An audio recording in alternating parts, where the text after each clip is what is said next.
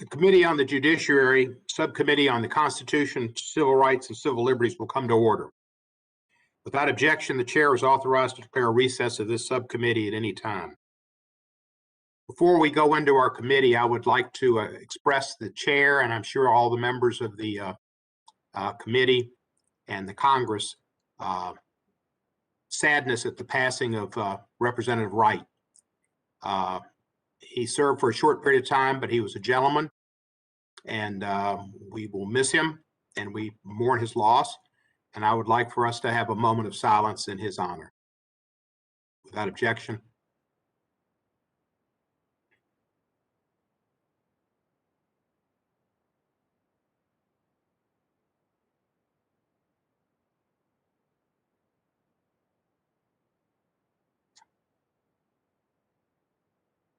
Thank you.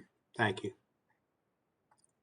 At this point, Mr. Johnson, if you would like to lead us in prayer regarding the passing of our colleague, you would be recognized. Thank you for that, Mr. Chairman. Very much appreciated. Our colleague Chip Roy, who's joining us this morning, was on an interview this morning and knew Representative Wright as well as any of us and said so well. He was a good man, a good family man, and truly dedicated public servant to his constituents and to the country. So thank you for that. I'll lead us in prayer. Thank you.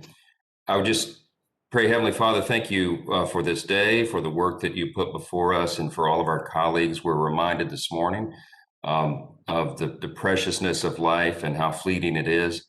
And I pray that Representative Wright's example would be one that shines for all of us. He was truly committed to you and to his family and to his country and to all those he served. And so let that be a shining example for us. Let us be reminded of the value of one another, and that life is short, and we make the most of it. So we pray for the Wright family, all those involved, his constituents, everyone affected, all of our colleagues as well, and that you bless and continue to bless him and them and the work of our hands. I pray all this, I pray in Jesus' name, amen. Thank you, Mr. Chairman. Yield back. Amen. Thank you. Very well done. Thank you.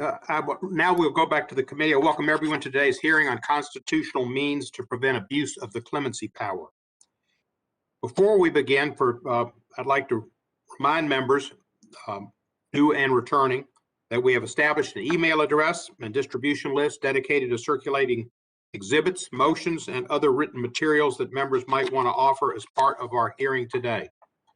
If you would like to submit materials, please send them to Judiciary Docs. It's Judiciary DOCS at mail.house.gov, and we will distribute them to members and staff as quickly as possible.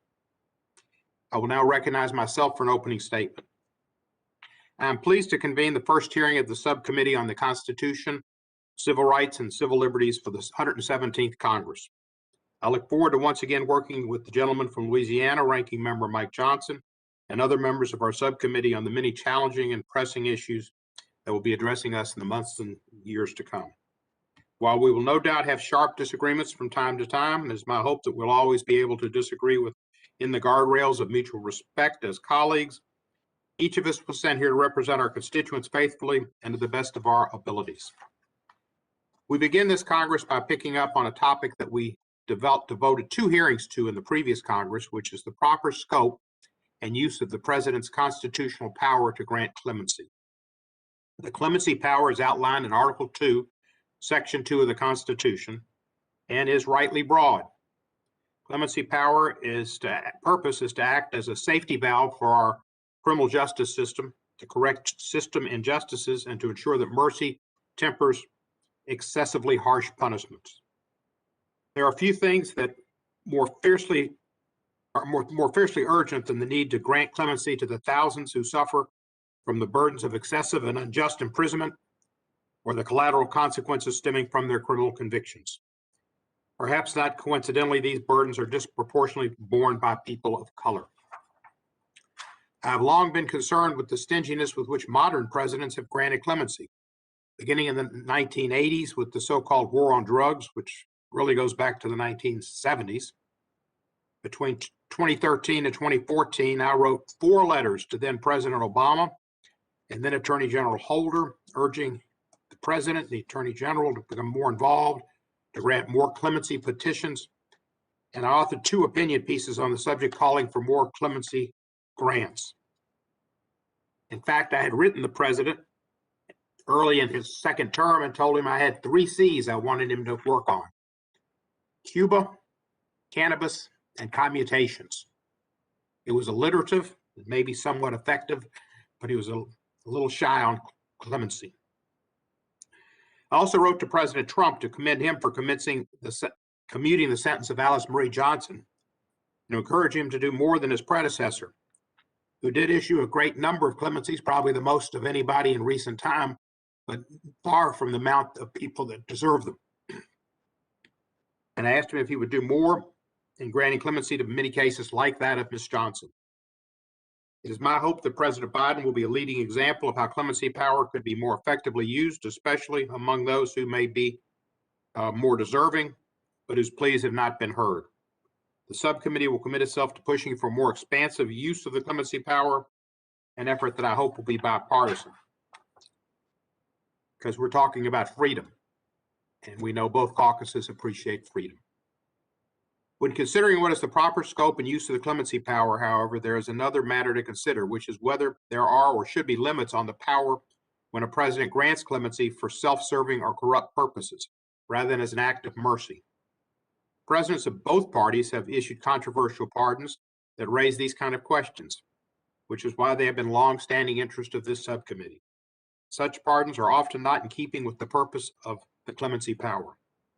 In 2019, the subcommittee considered the question of whether a president could issue a self-pardon, and the consensus among all of the witnesses at that hearing, including the one requested by the minority, was that on balance, the Constitution likely would prohibit self-pardons.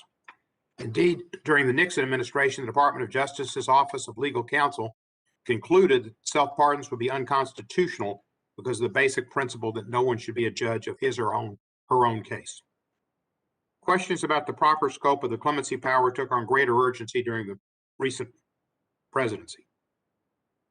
No president is permitted to abuse the power of his office to obstruct a law enforcement investigation, yet the manner in which President Trump used the clemency power throughout his presidency raised the concern that he may have been willing to do just that to protect himself and his political allies.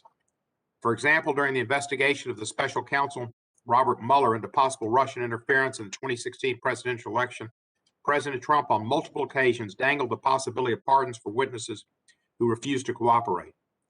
Specifically, Paul Manafort, his former campaign chairman, Michael Flynn, his national security advisor, and Roger Stone, a senior campaign advisor. Ultimately, he would pardon all 3 of these individuals after their convictions for various criminal offenses stemming from the Mueller investigation during his final weeks in office. In addition to matters related to the Mueller investigation, President Trump used the clemency power in other potentially self-serving ways, as most of those who received clemency had some kind of special access or other political or personal connection to him. That seemed to be the thread rather than the crime and the sentence. This included clemency for 4 former Republican members of Congress, one of whom I was personally close to. Nevertheless, they had been convicted of various criminal offenses ranging from bribery and insider trading to misuse of campaign donations.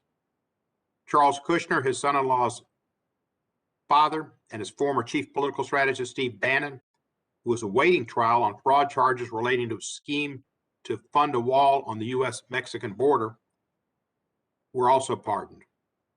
President Trump also reportedly discussed pardoning himself and his children during his final days in office. We presume he didn't do that, but we don't know that for a fact because there is such a thing as a secret pardon, which is something we should address today. In light of the foregoing, I introduced H.J. Res. 4, a proposed constitutional amendment that would expressly prohibit presidents from granting clemency to themselves, prohibit clemency grants to certain classes of people like the president's family members to the 3rd degree, administration officials, paid campaign staff, or any person or entity who committed an offense directed by the president. It also has a catch-all provision making any pardon invalid, which was issued for a corrupt purpose. I'd introduced similar resolutions in the previous 2 Congresses.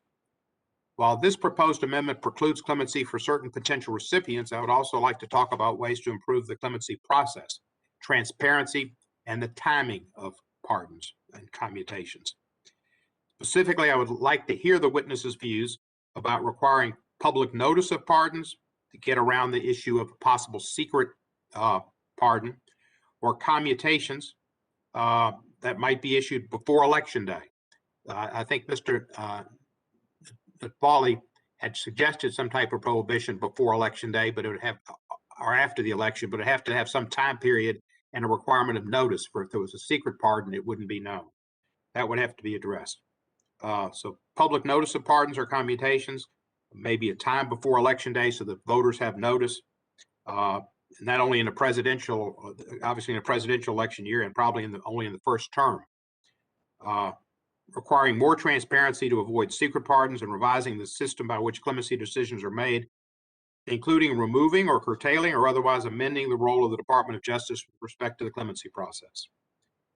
This will not be our last look at the clemency power in this Congress, as the subcommittee will continue to engage on this issue, including from a criminal justice reform perspective.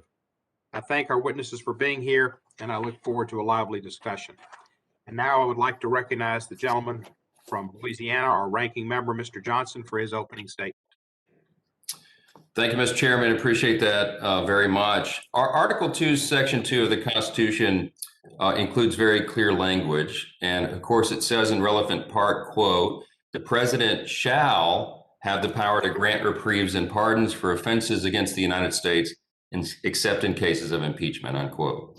Some presidents, of course, have used this power more than others. They do this based upon their own conceptualization of justice, their own respective judgments, and most of the country has always respected that. For instance, President Trump issued 237 total pardons and commutations during his term of office in 4 years, 237.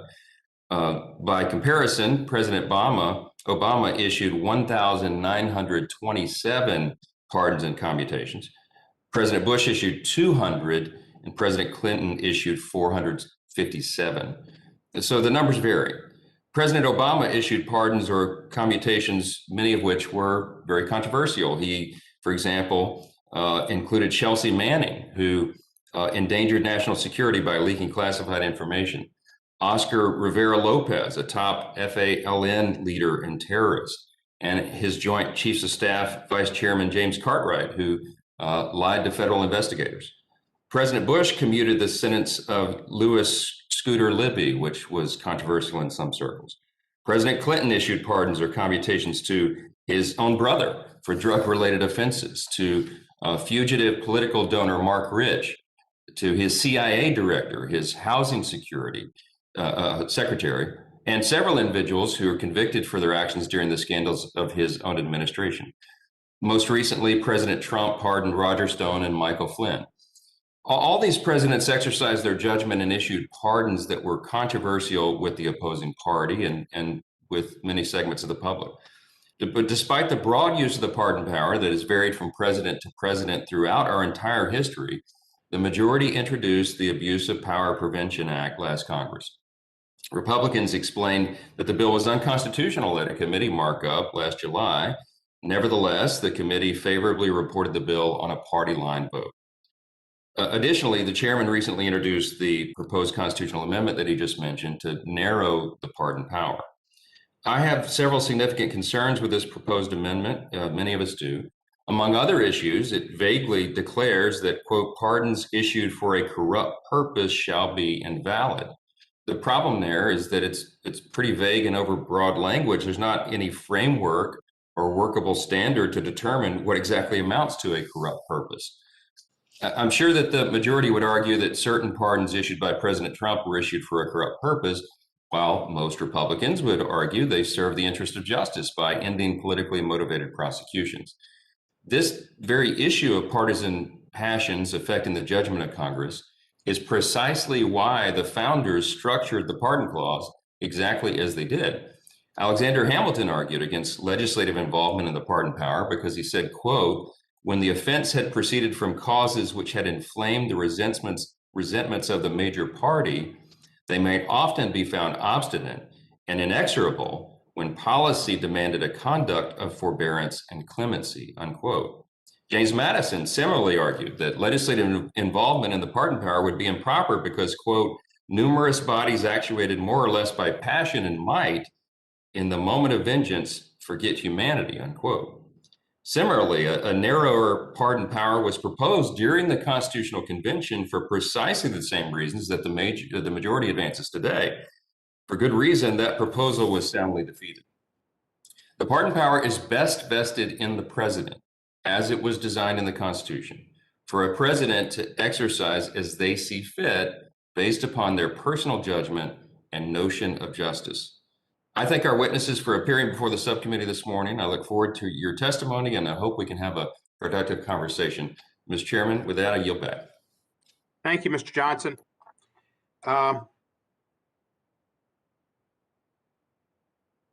Unanimous consent is requested for submission of the full committee chairman, Mr. Nadler's opening statement for the record. And I would ask for unanimous consent for that. Without objection, his statement will be entered into the record. The ranking member, Mr. Jordan, is present, and if he chooses to make a statement, he is recognized at this point. Mr. Chairman, I'm fine. Thank you. All right, Mr. Jordan, thank you and welcome. Now we'll go to witness introductions. We welcome our witnesses and thank them for participating in today's hearing. I will now introduce each witness, and after that introduction, we'll recognize the witnesses for his or her oral testimony. Please note that your written statement will be entered into the record in its entirety. Accordingly, I ask you to summarize your testimony in 5 minutes. In the absence of the proverbial timing lights, the green, the yellow, and the red, I will note orally when 5 minutes have elapsed and bang my gavel, otherwise known as a Louisville Slugger miniature bat. There will also be a timer on your screen, so please be mindful. Before proceeding with testimony, I would like to remind all of our witnesses that you have a legal obligation to provide truthful testimony and answers to the subcommittee. Any false statement you may make today may subject you to prosecution under Section 1001 of Title 18 of the United States Code. Our first witness is Carolyn Frederickson. Ms. Frederickson is a distinguished visitor from practice at Georgetown University Law Center and a senior fellow at the Brennan Center for Justice at New York University School of Law. She teaches courses on the legislative process, constitutional law, and democracy. She was previously the president of the American Constitution Society for Law and Policy. She's also had an extensive career serving the government as special assistant to the president for legislative affairs during the Clinton administration, as chief of staff to Senator Maria Cantwell, and as deputy chief of staff and counsel for Senator Tom Daschle. She also served as a law clerk for the Honorable James L. Oaks of the U.S. Court of Appeals for the Second Circuit. Ms. Frederickson received her JD from the Columbia University School of Law, where she was a Harlan Fiske Stone Scholar and served as editor of the Columbia Law Review. She received her BA summa cum laude from Yale University. Ms. Frederickson, you're now recognized for 5 minutes. Thank you so much, Mr. Chairman. I'm really pleased to have the opportunity to appear before you today on this important topic. As has been said, the pardon power gives the president the power to address injustices and show mercy. However, the breadth of this power has made it susceptible to misuse. Just before leaving office in 1992, President George H.W. Bush pardoned former Secretary of Defense Caspar Weinberger and 5 others convicted in the Iran-Contra scandal. And President Bill Clinton's pardon to Mark Rich, a fugitive felon who'd been indicted for fraud and tax evasion and was the ex-husband of a major donor to both the Clinton Foundation and Hillary Clinton's Senate campaign, was rightly criticized. But former President Trump has gone even further in granting questionable pardons. On his final day, Trump pardoned 74 people and commuted the sentences of 70 others, including Salomon Melgen, who was convicted of defrauding Medicare to the tune of $75 million. The pardon power was intended to be a benevolent power, but there are several well-recognized limits on its exercise. It only extends to federal crimes. It may not be used to obstruct justice, and a self-pardon is constitutionally suspect. Congress could, of course, reform the pardon power by a constitutional amendment. And as the chairman's proposal would do, it would limit the president's pardon power to grant such a pardon to himself, his family, his administration officials, or campaign advisors, and would prevent pardons for conduct undertaken for a direct and significant personal benefit of the president, his family, officials, or for crimes committed in cooperation with the president. The chairman rightly states that the power often operates like a get out of jail free card, more than as a grant of mercy to those who've been clear victims of injustice. Congress could also reform the pardon power by creating statutory limits. There is a bill introduced by Representative Adam Schiff, which would propose two important reforms. In cases of covered offenses, his bill would require that DOJ and the president provide congressional committees with materials relating to the prosecution, as well as the pardon. And it would strengthen the bribery statute by clarifying its application to the president and vice president, that it's an official act to grant a pardon or commutation, and that such a grant is a thing of value. Thus, the amendment would ensure, the bill would ensure that any offer of a pardon or a pardon itself would be a criminal act if part of a corrupt exchange. And it would also declare presidential self-pardons invalid. There's strong reason to believe this legislation would withstand constitutional challenges. It's widely accepted that Congress may impose criminal penalties on a presidential pardon intended to bribe a recipient.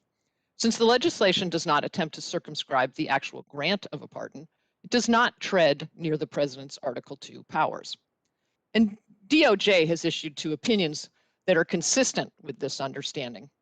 In October 1995, there was an opinion that stated the application of the bribery statute raises no separation of powers question, let alone a serious one. According to OLC, the Constitution confers no power in the president to receive bribes as it specifically forbids any increase in the president's compensation for his service while he's in office, which is what a bribe would function to do, and because the Constitution expressly authorizes Congress to impeach the president for bribery. With respect to a president's pardon of him or herself, as is well known, in 1974, there was another OLC opinion that stated that such a pardon is illegitimate. There's another bill meriting consideration authored by Representative Krishnamurti, which would require the president to publish the issue date, recipient, and full text of each pardon or reprieve granted. Even if not limiting to whom or for what reason a pardon could be granted, such legislation would bring public attention to ill-considered grants. Another area where Congress can help police the pardon power is its oversight function. After President Clinton pardoned Mark Rich, Congress engaged in a thorough and bipartisan investigation. Although no criminal charges were issued, Congress did uncover some highly questionable behavior, including efforts by President Clinton's half-brother and brother-in-law to lobby for pardons in exchange for pay. As has been noted, the president's power is an awesome power, a power for good. It is often used, however, or it is not often enough used for good, and it is sometimes used in a way that's abusive. And Congress is right to take up the task of restoring the pardon to its status as a benevolent power. Thank you.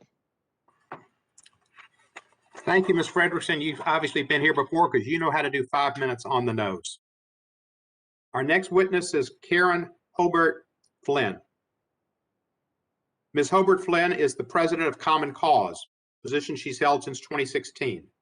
Common Cause is a nonpartisan grassroots organization dedicated to upholding the core values of American democracy, working to create open, honest, and accountable government and promote equal rights and opportunity for all and empower people's voices in the political process. Ms. Hobart Flynn has been with Common Cause for the last 28 years in various capacities. In that time, she's worked to expand Common Cause's efforts with respect to election administration reforms, curbing the outsized influence of big money in politics, and ethics and accountability reforms. She has written and spoken frequently on democracy issues, including about influence of money in politics, voting rights, and ethics and conflict of interest reform for elected officials.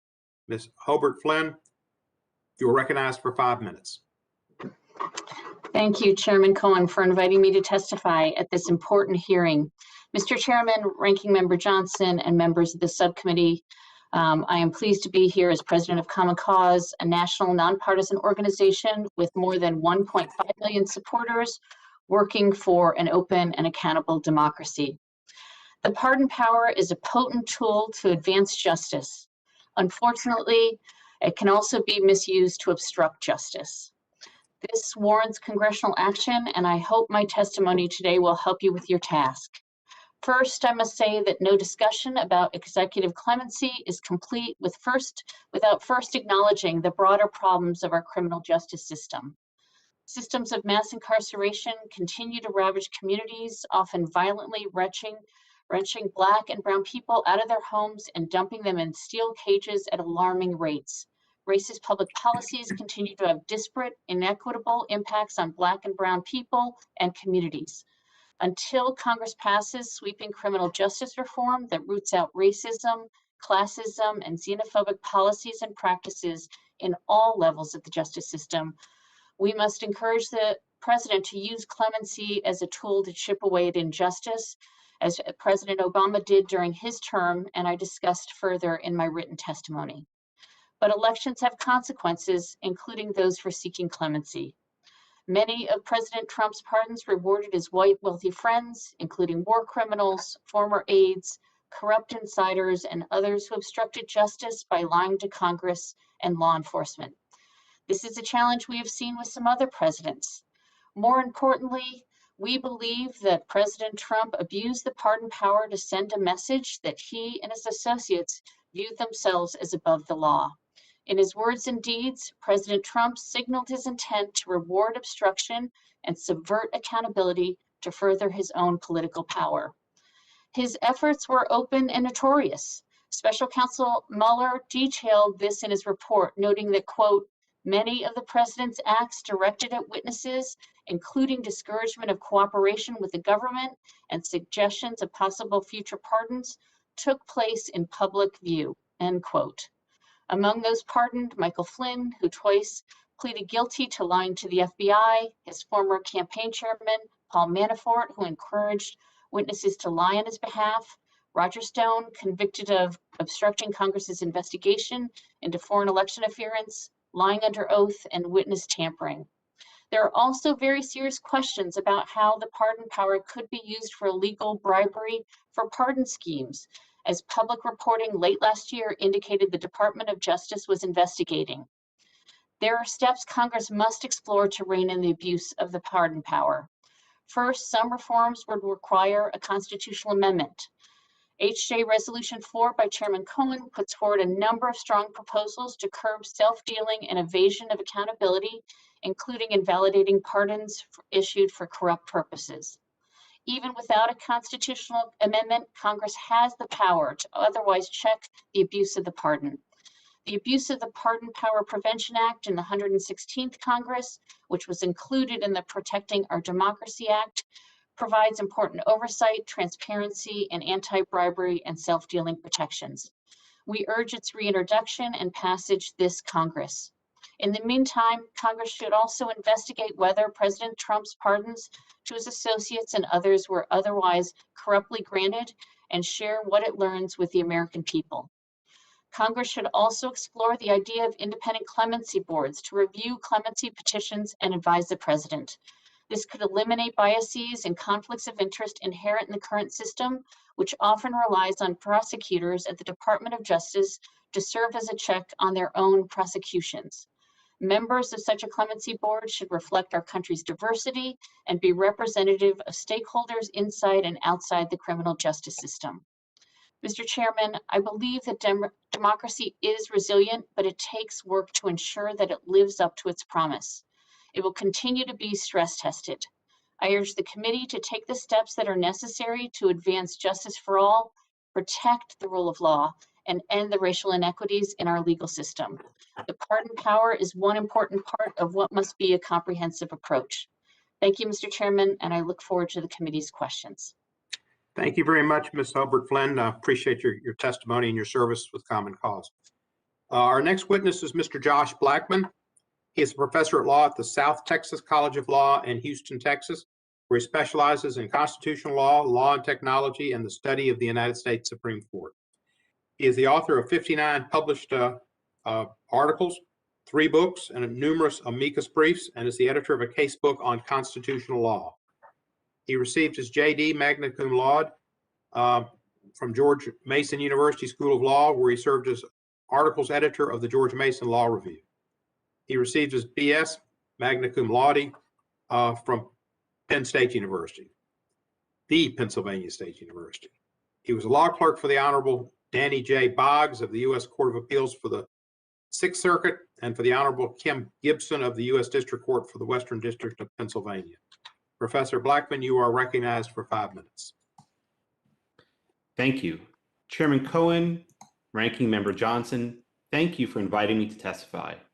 My name is Josh Blackman, and I'm a constitutional law professor at the South Texas College of Law at Houston. People often think that the courts have a monopoly on interpreting the Constitution. They don't.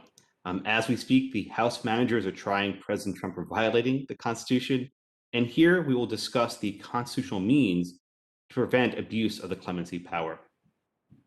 In my brief opening remarks, I'd like to make 3 primary points. First, I will discuss an important purpose of the pardon power. Second, I will consider proposed statutory regulations of the pardon power. And third, I will talk about H.R. 4, a proposed constitutional amendment that would limit presidential clemency. Today, people often view the pardon power as a form of error correction. For example, the courts made an error by imposing an unjust sentence, or prosecutors pursued an unjust charge. But as originally understood, clemency could serve a greater purpose. In Federalist Number 74, Alexander Hamilton identified the, quote, principal argument for the pardon power, quote, restoring the tranquility of the Commonwealth. Pardons do not merely help individuals. Presidents can issue pardons to advance broader public policies. Some of the most famous pardons in American history serve this purpose. President Washington pardoned participants in the Whiskey Rebellion. President Jefferson pardoned those convicted under the Sedition Act. After the Civil War, President Johnson pardoned former Confederates. Each of these decisions was unpopular in some quarters, but in each case, the president used his pardon power to pursue the common good as he saw it. This history brings me to my second point. Last summer, this committee marked up the Abuse of Pardon Prevention Act. I criticized this bill in a post I co-authored for Lawfare with my colleague Seth Barrett-Tillman, who was a lecturer at the Maynooth University Department of Law in Ireland, and I will submit that post for the record. In short, this proposed bill would alter the presidency such that he would now second-guess his official actions for fear of prosecution. Congress should not empower federal prosecutors through the power of the criminal process to dictate what the public interest is. Third, this committee is considering H.R. 4, a proposed constitutional amendment that would limit whom the president can pardon. I oppose this amendment. It attempts to constitutionalize a single conception of the public interest, what is and is not a proper pardon. The public interest is always contestable because no one has the institutional knowledge to declare a monopoly on what is in the common good. The president should be able to make important decisions with vigor, independence, and dispatch. The president should have the greatest latitude to issue pardons precisely because the president should have the greatest latitude to pursue what he sees as the common good. Limiting the president's power to issue pardons will limit the president's power to promote what Hamilton referred to as the tranquility of the Commonwealth. This amendment should not be adopted. Thank you for your time, and I'll be happy to answer any of your questions. Thank you, Professor. I appreciate your testimony. We now would like to recognize our next witness. And I'm going to have to ask you to help me with the pronunciation of your name. Is it not Vali?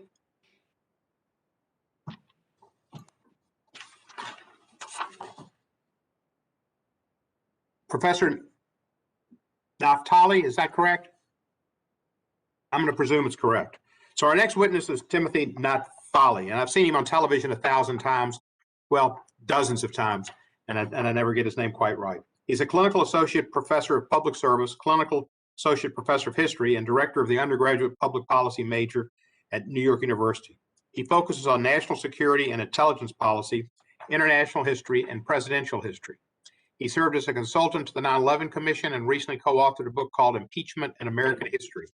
He's also the author of a December 2020 article in the Atlantic magazine titled Trump's Pardons Made the Unimaginable Real. Prior to NYU, he served as the founding director of the Richard Nixon Presidential Library and Museum in Yorba Linda, California, and I kind of guess that he's considered the top expert on President Nixon.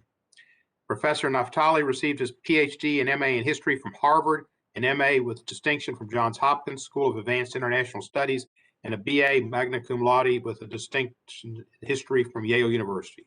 Professor Naftali, you are recognized for 5 minutes. I wish to thank the chair, Mr. Cohen, the ranking member, Mr. Johnson, and members of the House Judiciary Committee Subcommittee on the Constitution, Civil Rights, and Civil Liberties for the privilege of testifying to you today. Concerns about the breadth of the president's clemency power and the desire to, in some way, reform it are not new to this moment in our history. It is not solely a product of these deeply partisan times. It is not an unprecedented knee-jerk reaction to the conduct of our 45th president. According to Fordham University Law School's Democracy and the Constitution Clinic, on 41 separate occasions since 1974, members of Congress from both parties have introduced legislative proposals designed in one way or the other to modify the president's use of executive clemency. And over half of these initiatives were introduced before the year 2001. Indeed, 20 years ago, almost to the day, this subcommittee held a similar hearing on the presidential pardon. The catalyst then was concern and disappointment on both sides of the aisle in how and to whom President Clinton had issued 140 pardons and 36 commutations on his final day in the White House. Most notoriously, one to Mark Rich, a fugitive facing criminal prosecution for tax evasion, whose former wife was a donor to the Clinton Library. All of the panelists 2 decades ago cautioned this subcommittee not to amend the Constitution, reflecting confidence that the Clinton pardons would be an aberration because of the criticism they had inspired. Quote, "I very much doubt that future presidents will need to be restrained in their use of pardon power," one panelist argued, given the in terroriam example of the final Clinton grants. I quote our distinguished predecessors with humility. Who knows how well today's testimony will age in 20 years, let alone the rest of us. But I think I can say as an historian that history can only act as a deterrent to bad behavior if we all know it. The last few months, let alone the last 20 years, suggest, at least to this scholar, that we were far too optimistic about presidential pardon behavior 20 years ago. The Clinton pardons should have led to concrete federal corrective action. Today, I will leave most of the discussion of legal precedents to my fellow panelists who are lawyers. Perhaps my value to you is in using this statement to share some history indicating the perils of an unreformed presidential clemency power and how a few presidents, one of whom later became Chief Justice of the Supreme Court, looked at the matter. The only president to have joined the Supreme Court after leaving office, of course, was William Howard Taft. And therefore, he is a unique witness, if you will, on looking at the pardon from both the perspective of 1600 Pennsylvania Avenue and that of the Supreme Court. In a book that he wrote as a law professor before he came back to federal service, when he was appointed to the court, he wrote, "The duty involved in the pardoning power is a most difficult one to perform because it is completely within the discretion of the executive and is lacking so in rules or limitations of its exercise. The only rule he can follow is he shall not exercise it against the public interest." When he became Chief Justice, he had to look at a case that involved contempt of court.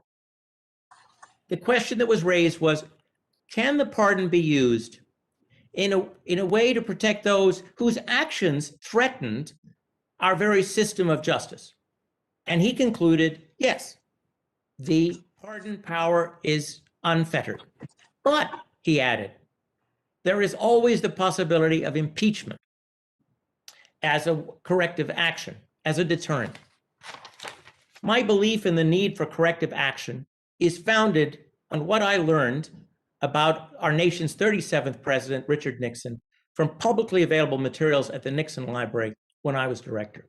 In my prepared statement, and in our questions perhaps, I will detail or discuss the cynicism and the lawlessness that attached to President Nixon's approach to the pardon power. Although he did not issue the pardons that he dangled, his dangling of pardons not only became part of Article 1 that was passed by your committee in a bipartisan matter in 1974, but no doubt led to perjury. Therefore, even regardless of our 46th president, the Nixon precedent alone is an argument for not allowing this power to be unrestrained, particularly in a partisan age where the tool of impeachment, I would argue, is no longer as much of a deterrent on bad pardons as our founders who lived in a pre-partisan age assumed it would be. Thank you for your time. I welcome your questions. Thank you, Professor. Appreciate your being with us and your life's work. We'll start with questioning now, and I will take the first round of questions. We will be under the 5-minute rule, and I'll recognize myself for 5 minutes. First, I'd like to ask Ms. Hobart Flynn, according to your testimony, President Trump's clemency grants overall, quote, created the appearance and reality of a two-tracked justice system, one for the president's associates and another one for everyone else. Why is even the appearance of impropriety in the granting of a presidential clemency so dangerous to our democratic order and the rule of law generally? Thank you for the question. You know, one of the challenges is that we see the actions of our president can have real impact, and it can undermine people's view of government.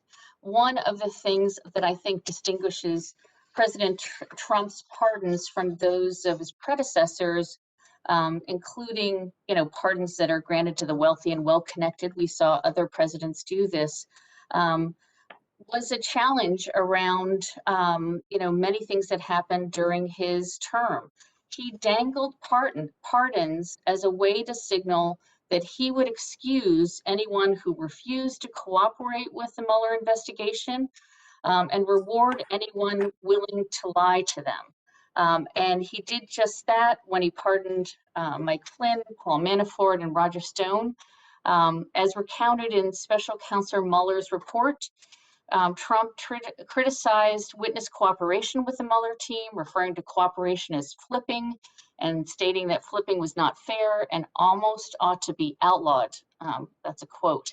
President Trump commented that it was very brave that his former campaign chairman, Paul Manafort, did not flip. And in response to a question about a potential pardon for Manafort, Trump said it was never discussed, but I wouldn't take it off the table. Why would I take it off the table? End quote. Meanwhile, President Trump's lawyer, Rudolph Giuliani, raised the possibility of a pardon for Manafort in interviews with the press, telling the New York Daily News, for example, when the whole thing is over, things might get cleaned up with some presidential pardons, end quote.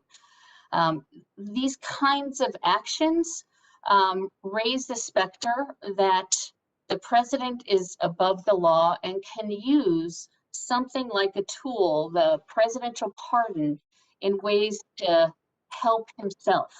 And that is not what the founders thought of when they were talking about the pardon. The power of the pardon is extensive, but it needs to be viewed in the context of other provisions of the Constitution that requires the president to uphold the law and the Constitution. So this is not a tool to put his own, you know, his own worries about how he could be judged in the Mueller investigation in terms of Russian interference. And Ms. Holbrook this Flack, activity is undermining to people's view of their government. in fact, let me go to Ms. Frederickson, although you would be just as a good a witness for this. The appearance of a conflict of interest is important. And Professor Blackman said certain changes should not be constitutionalized in prohibiting clemency because of a single conception of the public interest. Well, aren't there certain classes of people, Ms. Frederickson, that would have an inherent conflict, such as family members or possible close associates, that it would destroy the public's integrity and belief in the integrity of the presidency and of the clemency process and of all justice for all, equal justice for all? Well, I think that's absolutely true, Mr. Chairman, that there are certain classes of people for whom the grant of a pardon raises immediate questions about conflicts of interest, self-interestedness, and lack of public interest. As Chief Justice Marshall said in 1833, the pardon power is supposed to be an act of mercy. That's the historical origins of it. That's what the framers of the Constitution believed it was designed to do. It was a benevolent power. It wasn't a power to grant oneself and one's family a get out of jail free card or the ability to solicit funds for campaign donations in exchange for a pardon. Let me ask you this, Ms. Frederickson, my 5 minutes about up. But you mentioned in your testimony about somebody that committed like $25 million worth of fraud, and there was something, I think, a pardon of a man in Florida who had done Medicaid fraud, and a man in another state that had done different fraud. There were a bunch of frauds in the tens and tens of millions of dollars. Could that in any way be seen as just as one of the statements about just a difference of opinion of the political parties and how they view justice? Well, that's starting to get into the gray area. I think what is most the committee and the legislation that we're considering is most appropriately focused on quid pro quo pardons, which are certainly out of the bounds. I think the constitutional amendment could clearly get at a more circumscribed view of the public interest. I don't understand how it could be in the public interest to pardon somebody who has ripped off the government and Medicare for $75 million worth of funds by encouraging ill senior citizens to have more treatments than they needed. It's hard to contemplate how that could possibly be in the public interest. Thank you, Ms. Frederickson, and my time is over, and I'd like to recognize the ranking member, Mr. Johnson, at this point. Thank you, Mr. Chairman. I've got a few questions for Professor Blackman, and I just wanted to start first and clarify something. Isn't it true that the Supreme Court has long affirmed that the president's pardon power is not subject to any legislative control at all? Absolutely. Going back almost 160 years, there was a case called Ex parte Garland. In that case, the Supreme Court held that there's basically no limitations in the pardon power. And this really hasn't been challenged by the Supreme Court. They've reaffirmed in other cases since. So I think your reading of the case law is correct, Representative. So thank you for clarifying that. I think it's important for the full context of all this. And you've also, as you noted, you publicly opposed House Joint Resolution 4. Among other things, it would invalidate any pardon issued for a corrupt purpose. That's the quote, the language taken right out of the resolution. What's your understanding of that phrase, and why is that so problematic? I think it's really important that we focus on the word corrupt. The chairman mentioned this word corrupt. My good friend Carolyn Frederickson mentioned the word corrupt. This is a word in which people disagree. Federal prosecutors often have a lot of difficulty proving what is a corrupt intent. The classic example, I give a politician a suitcase full of cash in exchange for them to public service. Okay, I'm okay with that. That's corrupt. But when we're talking about something a little bit more blurry, for example, when someone says there's some sort of unjust prosecution, and he determines that in order to end this unjust prosecution, we need to issue a pardon. Under the proposed statute, that could be a thing of value, right? You're giving a thing of value to perhaps end an investigation, but that's still a public act and one which the president has. I'll be very hesitant to push the boundaries of what is and is not a bribe in a constitutional amendment or this proposed statute. Thank you for that. House Joint Resolution 4 is not the first time, of course, that our Democrat colleagues have used legislation about pardons to target President Trump. Last Congress, Representative Adam Schiff introduced H.R. 7694, the Abuse of the Pardon Prevention Act. This committee reviewed that legislation last summer. Professor, you authored an article concluding that the bill would have criminalized politics. And can you elaborate on that a little bit, explain what the problem is there?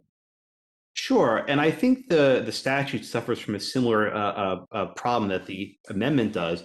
It uses this word corrupt and allows federal prosecutors to decide when the president's acting in the public interest and when he's not. Basically, corrupt is going to be the opposite of whatever the prosecutor thinks is the public interest.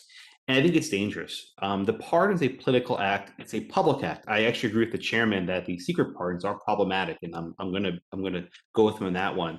But to the extent that these pardons are public, the president can take the political flack for it. And if there's an abuse of power, impeachment's the remedy. James Madison said so 200 years ago. I don't think that legislation or even an amendment is the right way to ex ante in advance try to limit this authority. Very good. This may be my last question. We're running out of time, but I was intrigued by what Professor Naftali just testified to in his premise that there are some pardons that are so egregious that it really does require the Constitution or some other corrective action, as he said. And he noted President Clinton, who is probably the most notorious abuser of the pardon power, at least in the modern era, for all the things he did. I wonder what your reaction is to your colleague there. And although there are some very egregious examples, does that mean now that we should change the Constitution wholesale? I think, and I'm grateful for my friend Professor Naftali's remarks. I think the remedy should be after the fact, not before the fact. I mean, today we're seeing that they can impeach a former president. Apparently, that's the new rule. And so if a president decides to engage in sort of misconduct in the last month or two of his term, there are political remedies.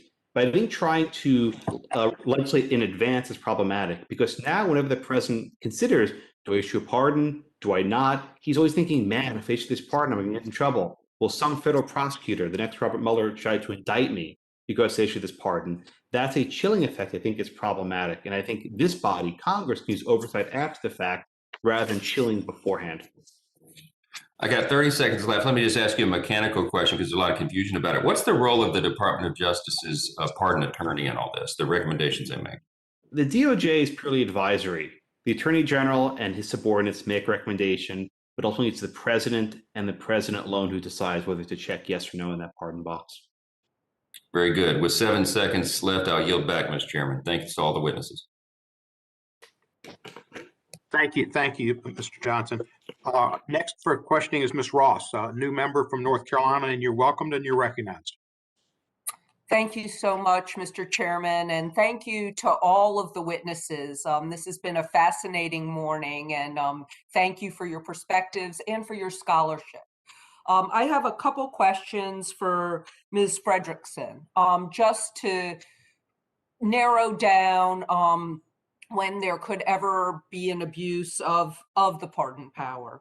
And the first question is, can the president's exercise of the pardon power of clemency ever violate our current criminal laws prohibiting obstruction of justice or bribery?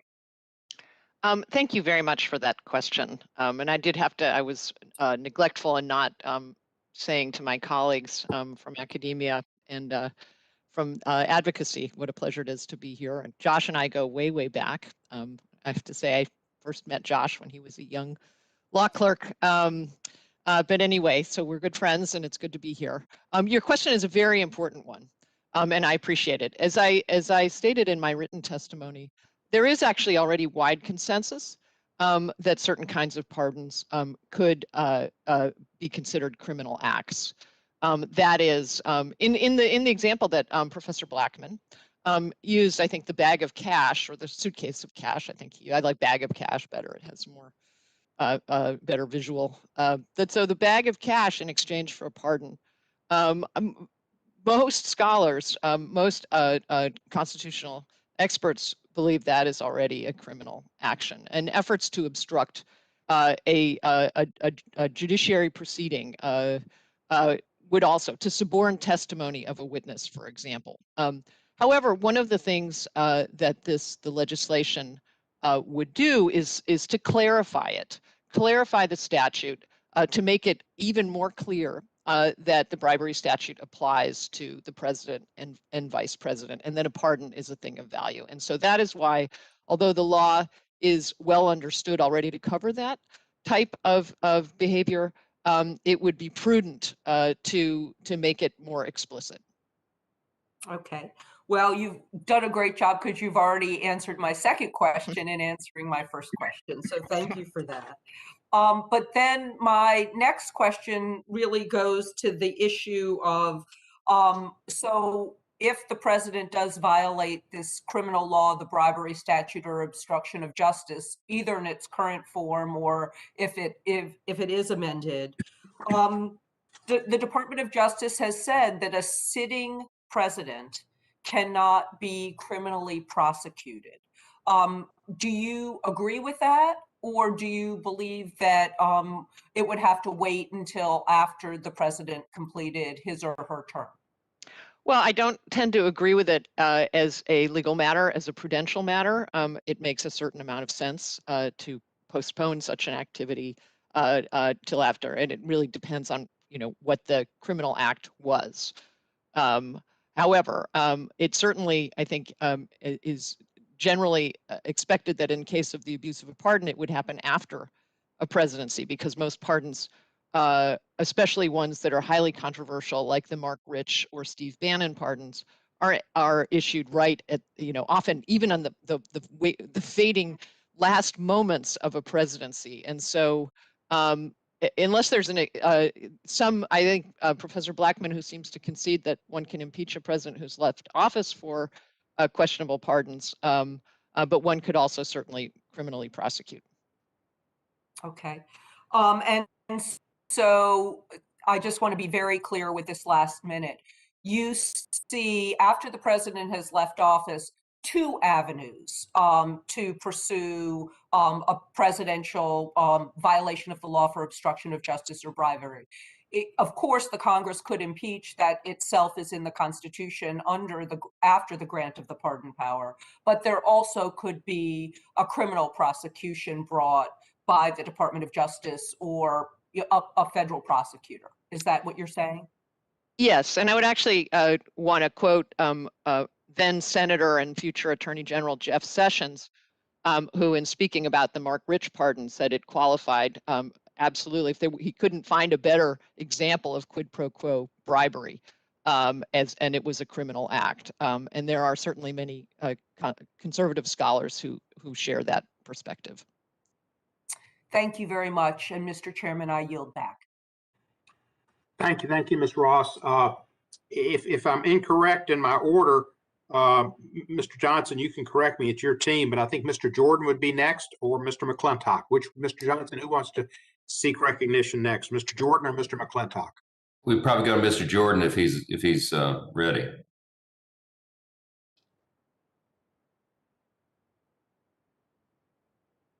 I guess He may not be. Let's go to Let's go to Mr. McClintock. Thank you. You're welcome. Well, great. Thank you, Mr. Chairman. Perhaps the most egregious recent example of politicized prosecutions came with the Mueller proceedings and the prosecution of Michael Flynn. Mueller's prosecutors falsified documents to the FISA court. They withheld material evidence from the court. They held interviews under false pretenses. They operated in an entirely partisan manner, where Republicans were singled out while the actions of Democrats in initiating the entire Russian collusion hoax were ignored.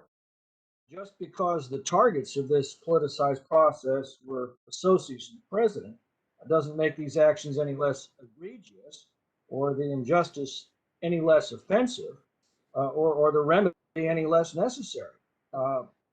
There were a number of pardons issued by President Trump and his predecessors that I've cringed at. And I'm sure I'll be outraged at pardons this president will make. But I think the importance of the pardon power in rendering justice in matters like the Mueller investigation argue against any limitations on it. I can't believe the founders didn't give great consideration to the frailties of human nature in assigning this power to the president. Professor Blackman, could you discuss in greater detail the reasons the founders offered in writing this provision of the Constitution as they did, and how they might reply to some of the objections we've heard today? Thank you so much, Representative. The framers modeled the pardon power after the prerogative of the king, which was basically an almost absolute power. There are two limits, only pardons for federal offenses, and you can't pardon impeachment. Beyond that, there's really no discretion. During the Constitutional Convention, there were debates about whether the Congress should have a role in the pardon power. For example, whether the Congress must approve of a pardon, and those proposals were voted down. And I think that history tells us that the framers viewed this power to be residing in a single person, the president. I see over your shoulder George Washington, our first president. He very famously issued pardons to those who were in the Whiskey Rebellion. This was basically an uprising, insurrection, perhaps not too dissimilar to what people think happened a few weeks ago at the Capitol. Washington pardoned the people in the Whiskey Rebellion to make peace, to bring tranquility to the nation. It was controversial in some quarters, but I think it did a lot of very important work. And I think it's why one person, the president, should have discretion to decide how to pursue the common good. Well, I'm sure they must have foreseen, just human nature being what it is, that there would be a president who would issue pardons for partisan reasons, for personal reasons. I can't believe they didn't take that into consideration as they wrote this provision. What would they be saying about some of the arguments we've heard from the other side? Well, there were debates in the Philadelphia Convention as well as the Virginia Ratifying Convention about abuse of the pardon power. George Mason, who was invoked earlier, was very much worried about the president basically using the pardon to cover up his own crimes. And James Madison said the remedy in that case is impeachment. And I think that's probably the right answer. The pardon itself will remain valid, but the president can be convicted, removed from office, and apparently now under the prevailing wisdom, he can be convicted even after he leaves office. So there's still some teeth in Congress to punish them. But again, these are public acts, right? I don't like the secret pardons. That's not how this is supposed to work. It's a public act. We know what it is, and the president can be judged politically for his actions. Yeah. Thank you. Thank you. You're back. Thank you, Mr. McClintock. Next is the distinguished gentleman from the great state of Georgia, the Peach State, and the home of the Atlanta airport, and one of my favorite chicken restaurants, Mr. Hank Johnson.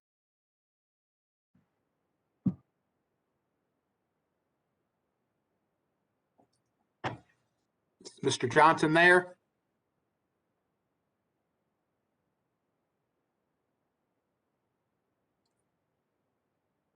Just trying to get unmuted, Mr. Cohen. I want to thank you, Mr. Chairman, for holding this very important hearing, and I'm looking forward to serving on this subcommittee and to participating in the important work of repairing our Constitution. Like so many parts of our Constitution, the pardon power has been repeatedly abused over the past 4 years. In the cases of Roger Stone, Paul Manafort, Michael Flynn, Steve Bannon, and so many others, Donald Trump used the pardon power to shield himself and thus obstruct justice and to help cronies rather than using that unbridled power to correct injustice and excess in the criminal justice system. His abuse of the pardon power was egregious and unprecedented and shocks the conscience. Ms. Frederickson, why didn't the framers include limits on the use of the pardon power in the Constitution? And do you believe that there should be limits on the use of the pardon power? Well, thank you very much for that question. And I have to say, I unfortunately don't know the restaurant that the chairman was referring to. I'd like to find it next time I'm in your district. So I think it's hard to know from the discussions exactly the scope of their thoughts around the pardon power, but historically it had not been considered for use outside of this idea of being used as a benevolent power or as an act of grace. And so, although George Mason did raise his concerns and his worries were assuaged by James Madison, as was mentioned, this was sort of a novel territory in many ways, because the king himself had not been subject, for example, to prosecution in the normal court system, and so the idea of a self-pardon, for example, and things like that were just not things that had been contemplated. And then, of course, as Professor Blackman said, that impeachment was seen as a possible approach to that kind of abusive pardon. Again, I think emphasizing why it's a legally correct position to be able to prosecute or to impeach a president after leaving office, because otherwise you can never, in the theory of that pardons can't be prosecuted, you could never actually get after that kind of an action. But so I think that there was not really a contemplation of the kind of criminal actions that might take place that a pardon might be used for, which does not mean that the founders thought that everything possible that a president could do was exempt under his Article 2, Section 2 powers to pardon. Well, let me ask you this. During the Trump administration, we watched time and time again as President Trump shamelessly dangled the promise of a pardon to keep potential witnesses against him silent. To your knowledge, has any other president in the history of this country ever so abused the pardon power? Well, you know, as Professor Blackman has noted, there has been this the possibility of secret pardons. So to some extent, we may not know, but certainly this past 4 years has raised significant concerns about the pardon being used as an obstructive device, as a way of obstructing justice, as a way of obstructing actual proceedings in court, which I think there, you know, as I said earlier, it's a very widely held position that those kinds of actions are actually crimes in and of themselves. And so therefore, even if the president could pardon somebody for an initial act, the act of exchanging a pardon for suborning testimony would be a crime separate from the one that was pardoned by the president and could be subject to prosecution. Well, let me ask, thank you, ma'am. Let me ask Ms. Hobart Flynn, did President Trump's abuse and perversion of the pardon power do damage to our democracy, and if so, how? Thank you. I think it has done damage to our democracy because it sends a message, which President Trump talked about frequently, that he is somehow above the law. He talked about shooting someone in the street and nobody doing anything about it. Pardoning people who could testify against him shows an abuse of the pardon power. And it is one where Americans want to see guardrails put on again and common sense solutions to be tackling some of these issues. Thank you, Mr. Natali. After President Trump's excesses, how should Congress act to curtail the abuse of the pardon power? Well, I want to repeat that I'm not a lawyer, so I'm going to speak as someone who studies power, as a historian. I believe that, as Chief Justice Taft wrote in Ex parte Grossman, that there is in a sense that there are checks and balances on the pardon, and that we should see the pardon within the framework. I'm going beyond what Chief Justice said. Within the framework of our constitutional checks and balances. And if we find evidence that a president has either ignored the restraints that our founders hoped would be on him or someday her, or we find that those restraints were not sufficient, we have to ask ourselves whether Congress, as part of its role and responsibility in maintaining the system of checks and balances, ought to take corrective action. And I argued in my testimony, not talking about Donald Trump, but talking about Richard Nixon, that you have a body of remarkable evidence of corrupt intent that is available to everybody in this country. And what Richard Nixon understood was that no one could stop him. And he came up with a series of corrupt ideas for using the pardon. He was going to have an amnesty. He was going to pervert the concept of amnesty, which had been used previously in our history. Professor Blackman talked about the amnesty for Whiskey Rebellion, those in the Whiskey Rebellion. There were amnesties after the Civil War.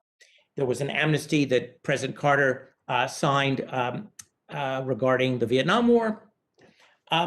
President Nixon perverted that idea in order to find a way to cover releasing the Watergate burglars.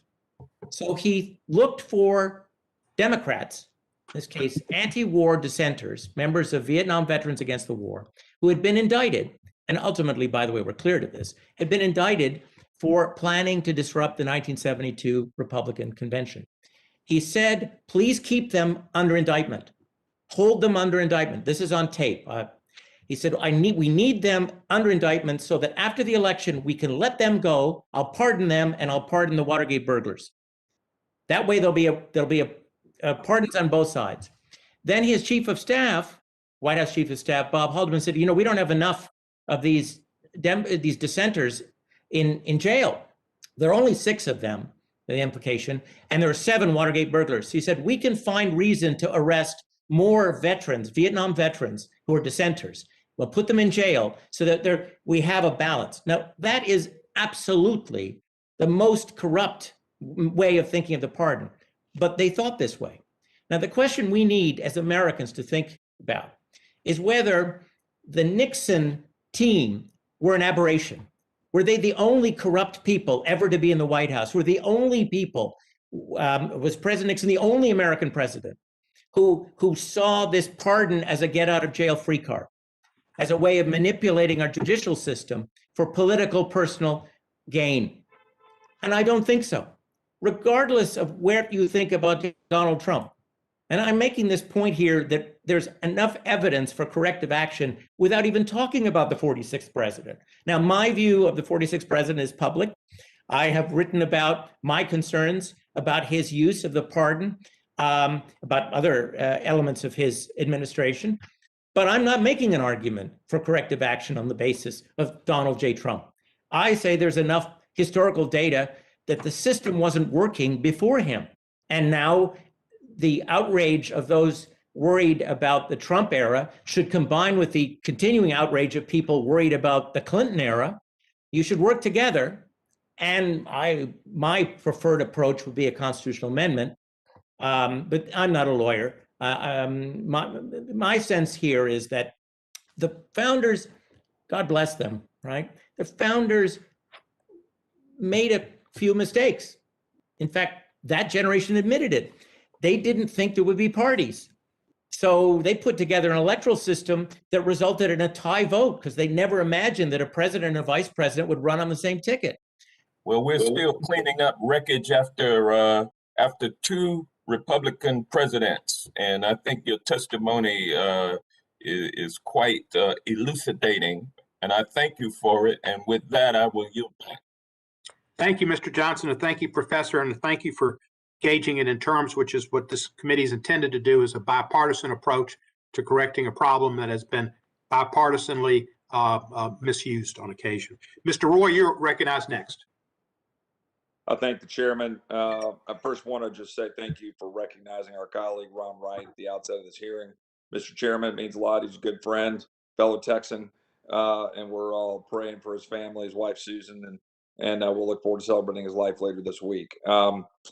Secondly, I would like to just raise one issue that I think I heard from one of the witnesses, Ms. Flynn, about the extent to which pardons were used to reward white, wealthy friends, including war criminals, corrupt insiders.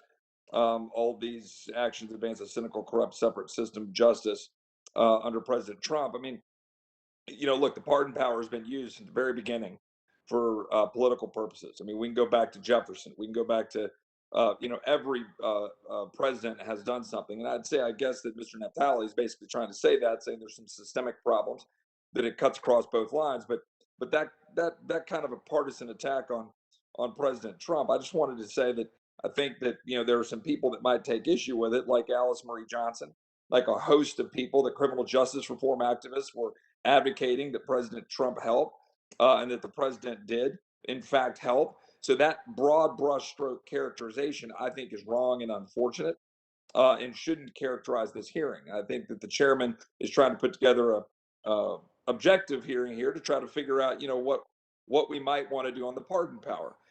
So I think that's an important part of this.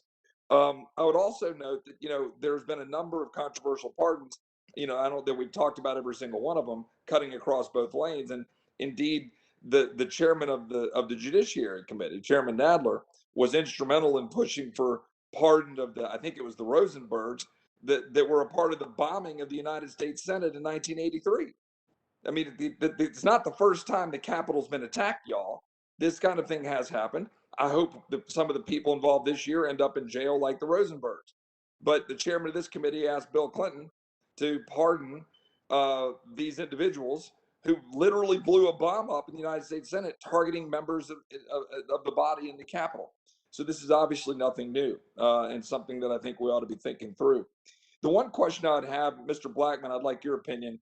As we talk about reforms, one of the primary concerns I have about the draft amendment to the Constitution, the Texas Constitution, and look, far be it for me to ever say anything negative about the great state of Texas, but the Texas Constitution is, 400 pages or so, it's long.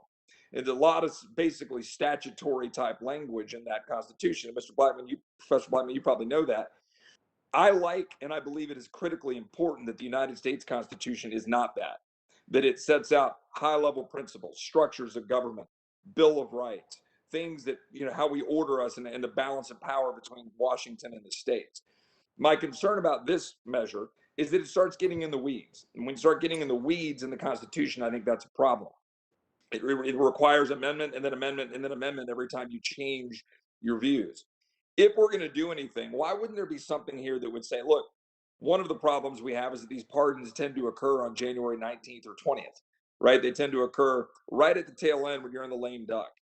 Maybe you say that you could, maybe if you're going to do a structural limitation that might cut across on a bipartisan basis, maybe say pardons have to be finished prior to elections of the president's, term or something along those lines. I guess what I'm saying is, if you're going to have a reform, wouldn't it be better to have a structural reform like that than something that gets into statutory bases with respect to family members?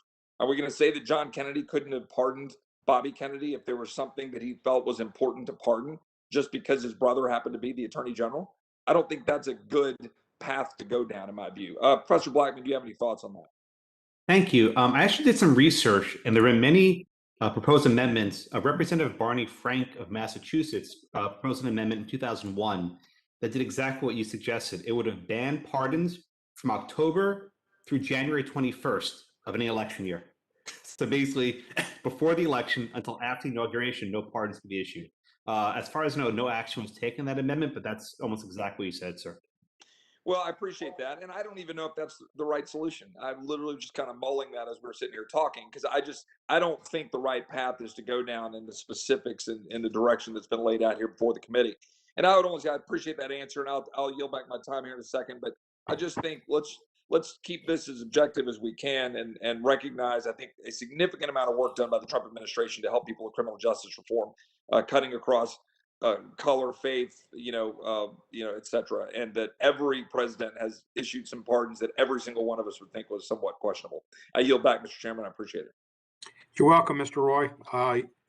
Appreciate your questioning, and I'm not wedded to any principle. I want to get ideas, and we'll kind of move from there. Next, we'll recognize another Houston, Texas, another Texan and another Houstonian, Miss Sylvia Garcia. Thank you, Mr. Chairman, and please know that we've got some great chicken in Texas. I know we're known for barbecue and Tex-Mex, but we also have chicken. So I actually subscribe to a fried chicken blog. So if the interest is fried chicken, I've got the list of the best fried chicken places in Texas. So with that, I want to get to Ms. Frederickson. and ask her a couple of questions. And you mentioned, as Mr. Blackman, and I think Blackburn and even the chairman, a secret pardon. So is there such a thing? Have secret pardons been revealed at a later time? Have there been any? I mean, I'm just really intrigued by the whole notion. Well, I'm not aware of any secret pardons being revealed after the fact, but there is certainly a question, a legal gray area of whether or not pardons can be issued in secret. Now, the thing that is clear is that if somebody actually is being prosecuted and they want to prevent that, they have to come forward and say they've been pardoned. So in a way, that's how we would have learned if a secret pardon had been issued.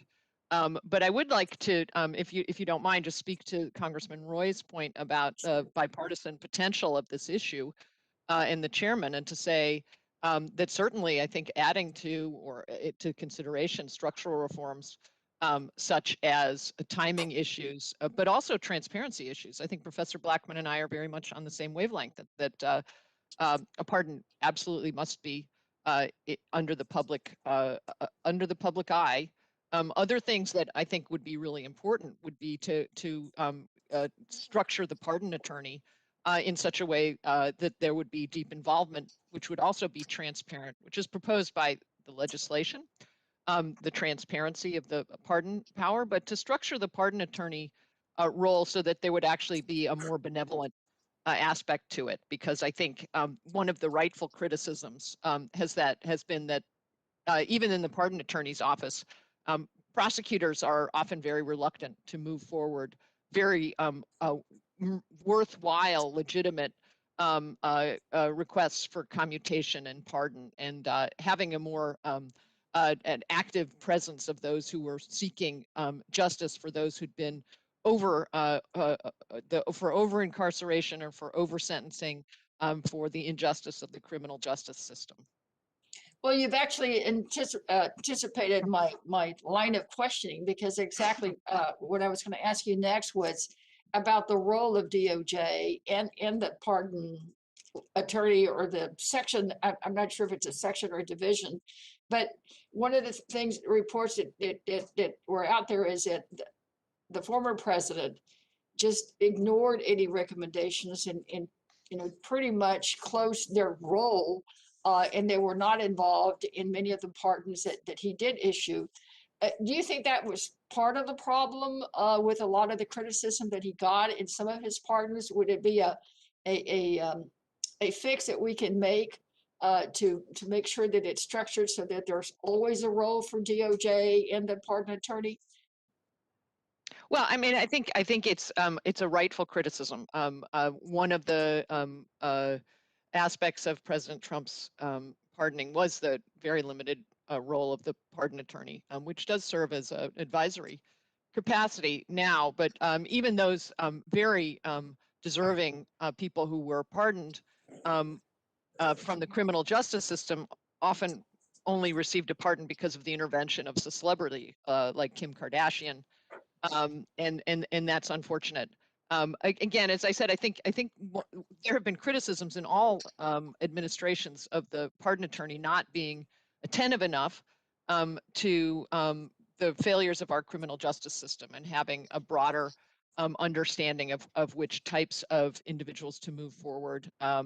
It was mentioned how many pardons and commutations President Obama issued, about 1,700.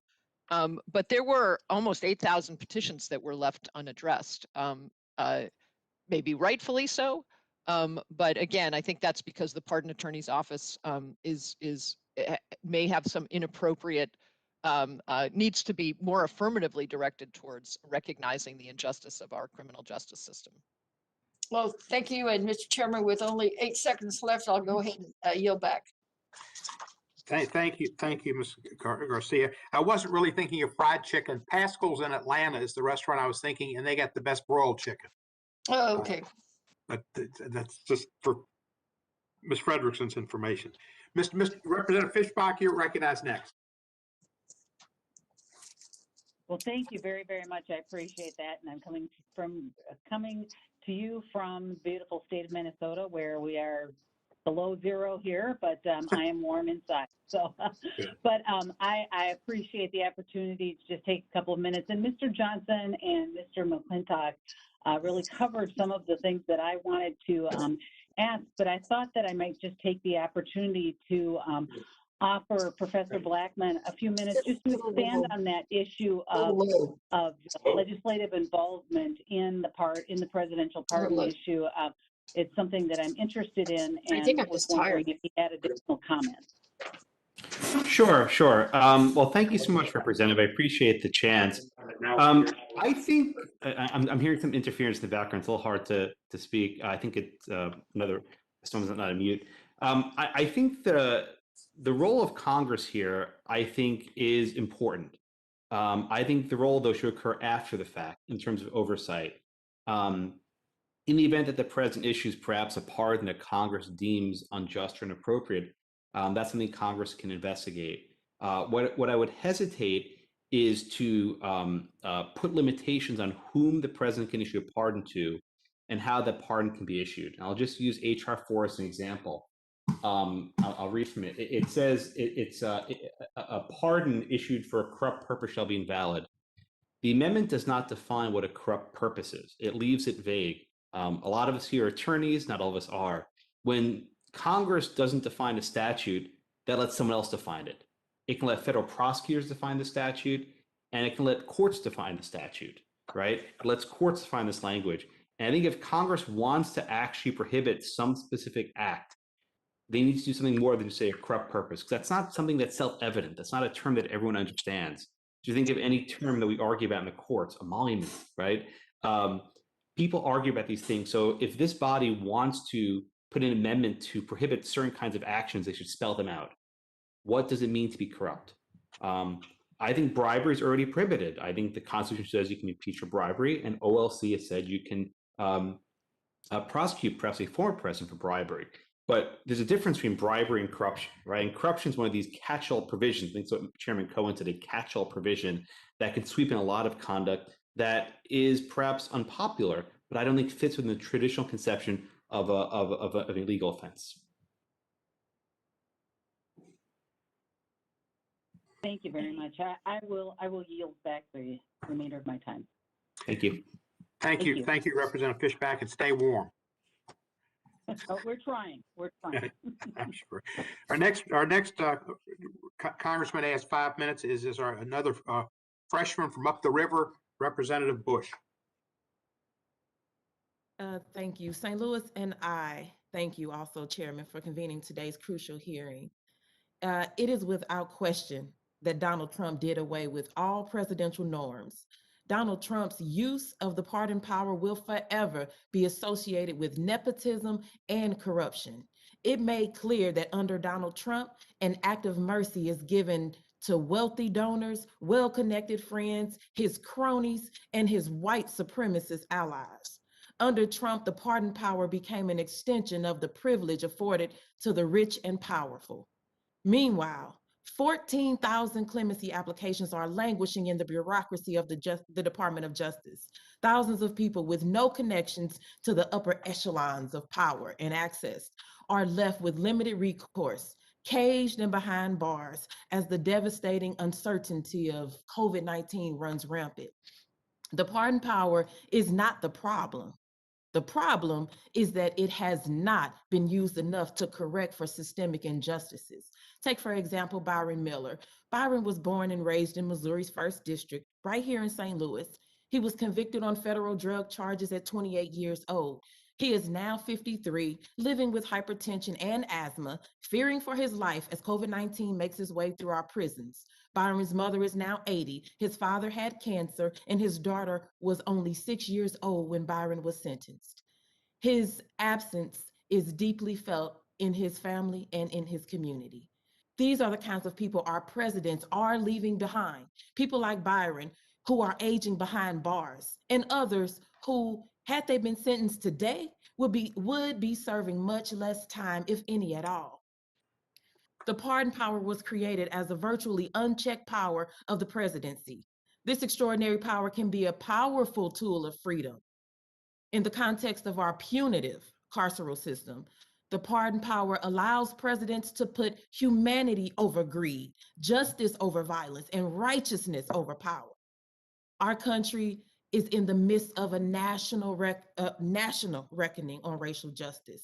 For far too long, we have oppressed, exploited, policed, and criminalized Black and Brown communities. We are in need of national healing. This moment requires transformational change, and it's the kind of change that can be done with the stroke of a pen. Ms. Hobart Flynn, you talk about the use of the clemency power as a tool to address racial discrimination. What role can it play in addressing racial disparities in the criminal legal system?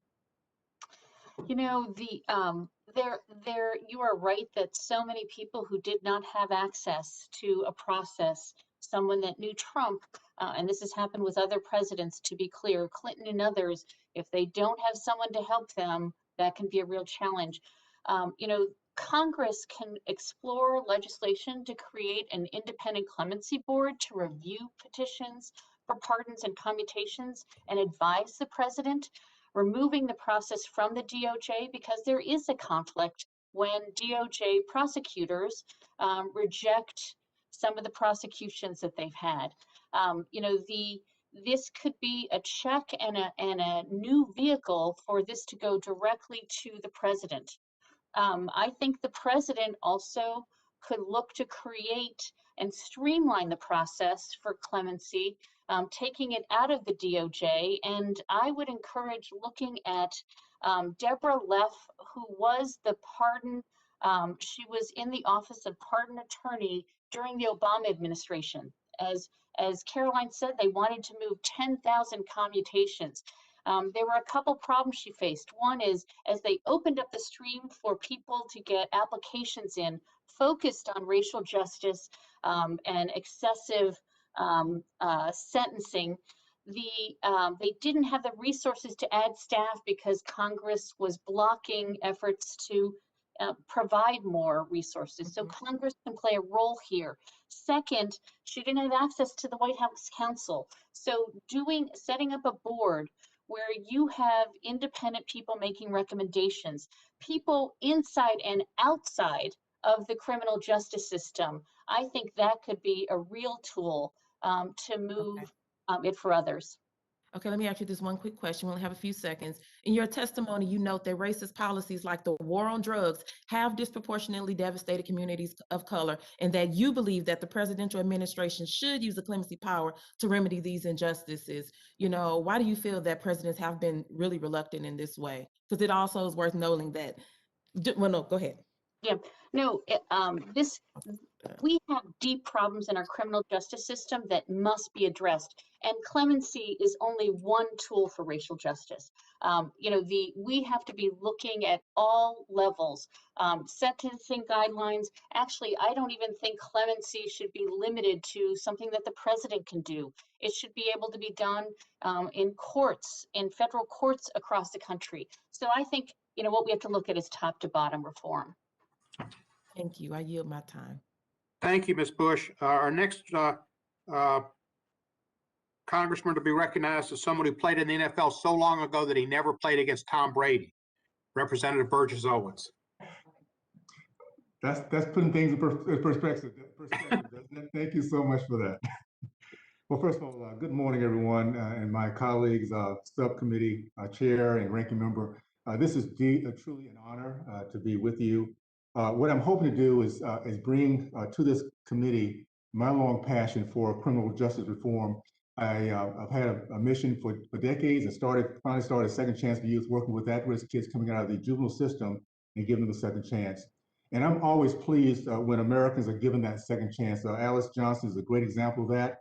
A grandmother given a life sentence for her first offense. It took 22 years before someone heard her voice. And that was President Trump. Of course, President Obama for 8 years did not. I want to say something that CNN said about these pardons. CNN, the vast majority of pardons and commutations on Trump's list were doled out to individuals whose cases have been championed by criminal justice reform advocates, including people serving lengthy services and low-level offenses. I think we need to lean heavy on the wisdom of our forefathers, and they put a very high bar when it comes down to amendments. It needs to be passed by 2/3 of the House and Senate, and then go to the states, and three-quarters of the state legislators have to also pass. There's a reason why it's been done this way. It's purposely put in place not to be changed by passions in politics every 4 to 8 years, but by reason and time. But that's the difference in a democracy and republic. Our republic has lived for 200 years because of this reason over time. What's been the result of that? There's been over 10,000 attempts to change or amend our Constitution. It's only happened 27 times. So we, the people, are the ones that will make this happen. It's not done by a stroke of a pen. It will not be done by legislators every 4 or 8 years. It's done by we, the people. And even though this is very educational, I think these kind of conversations that we need to have so that we can understand this process and understand our Constitution. I can predict that this amendment will not be the 28th. So that being said, I do have a couple questions. Professor Blackman, what are the explicit limits in the Constitution that the founders place on the pardon power? Thank you, Representative. Only two. The first is that the president can only pardon federal offenses. He can't pardon state offenses. And second, the president can't pardon impeachments. Okay. During the conventional Constitutional Convention, did the founders consider and reject legislative involvement in the president's pardon power? I want to clarify that one. Yes, there were proposals of having actually the Congress involved, that the Congress have to approve of pardons, and those were rejected. And Madison and others said that we really should put the power of the pardon in a single individual to ensure that there's speed and efficiency, and he can consider justice. As you know, when you have a lot of people in the Congress making decisions, they don't always agree on things. So in this case, a unitary executive does make some sense. Okay. As I mentioned, this is something we go through almost every 4 to 8 years because it has become somewhat political. But can you kind of characterize President Obama's pardon of Chelsea Manning? It was something that I remember being a big deal for a while. And how does that compare with the majority of President Trump's pardons? Well, I think the Manning pardon was quite controversial, precisely because WikiLeaks was involved and there was national security implications. But I think I'd make a bigger point. I think perhaps people on the one side of the aisle have a certain conception of public good, and people on the other side of the aisle have a different conception of public good. I don't think there's a single shared conception, and that's why we have elections. I think President Biden will probably look at different people to pardon than President Trump did, and that's what happens every 4 to 8 years. But I think your point's well taken, that different people think different pardons are controversial for very, very different reasons. Thank you so much. I'm going to give back my time. Thank you so much. Appreciate it. Thank you, sir. We only have about 10 or 12 more minutes of Mr. Naftali, and I'm going to have a beginning of a second round after Ms. Jackson Lee, and I'd like to use those 5 minutes. So Ms. Jackson Lee, if you would take your 5 minutes, and if you have anything to direct to Mr. Naftali on the history of pardons, it would be great.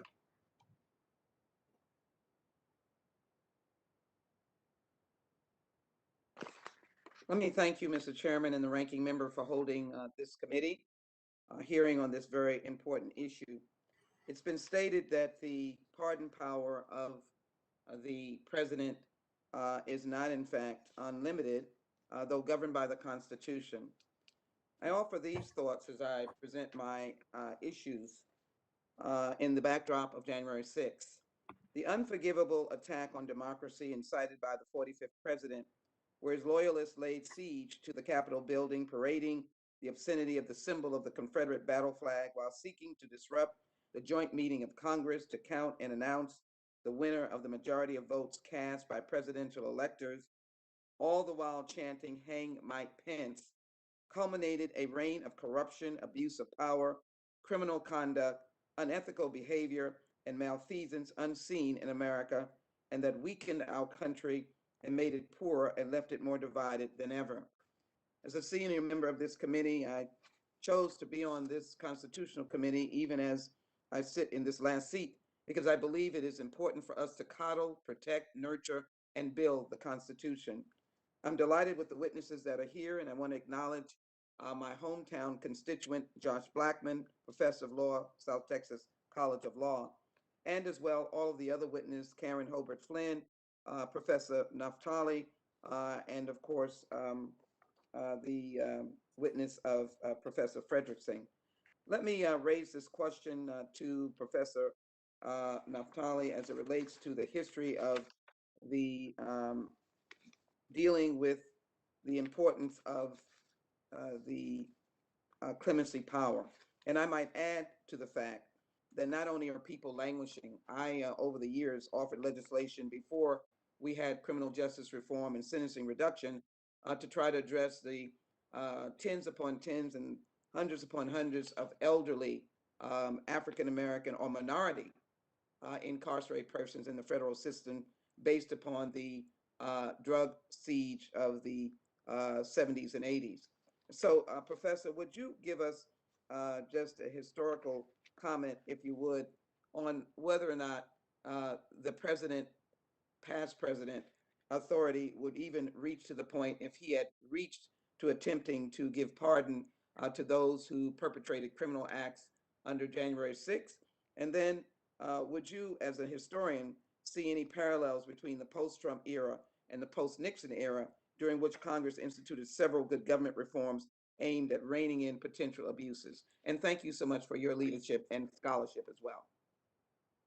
Thank you, Congresswoman Jackson Lee. After he was acquitted, President acquitted in his Senate trial, President Johnson used the pardon power to pardon Jefferson Davis. It's a Christmas pardon of 1868. It's actually very hard for me to, I get emotional talking about a Reconstruction in the United States.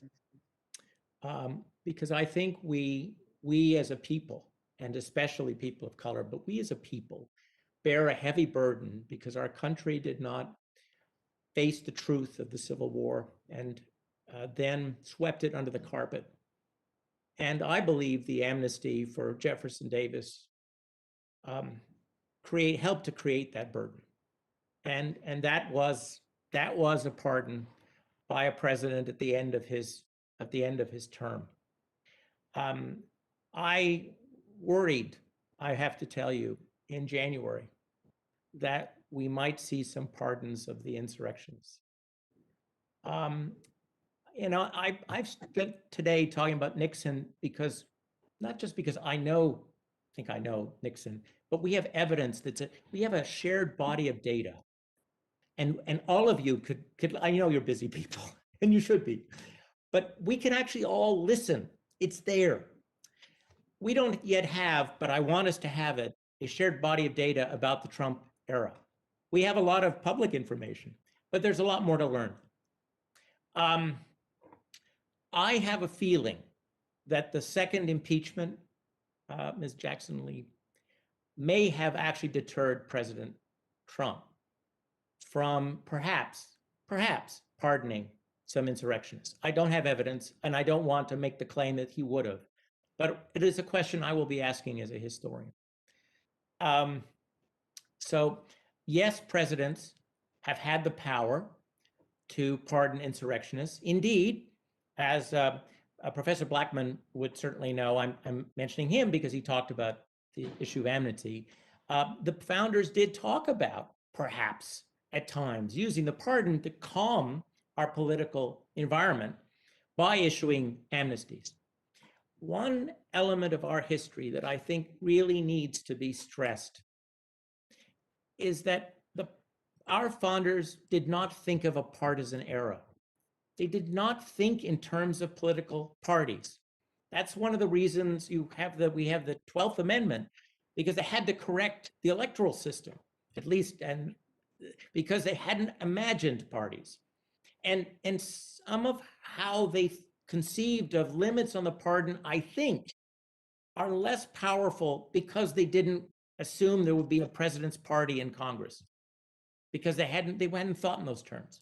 So that's why I'm suggesting structural forms, that because the pardon is too powerful a tool now for a president in a way that the founders, I don't think, anticipated because of the change in the balance of power brought about in a partisan age. One more thing I'd mention.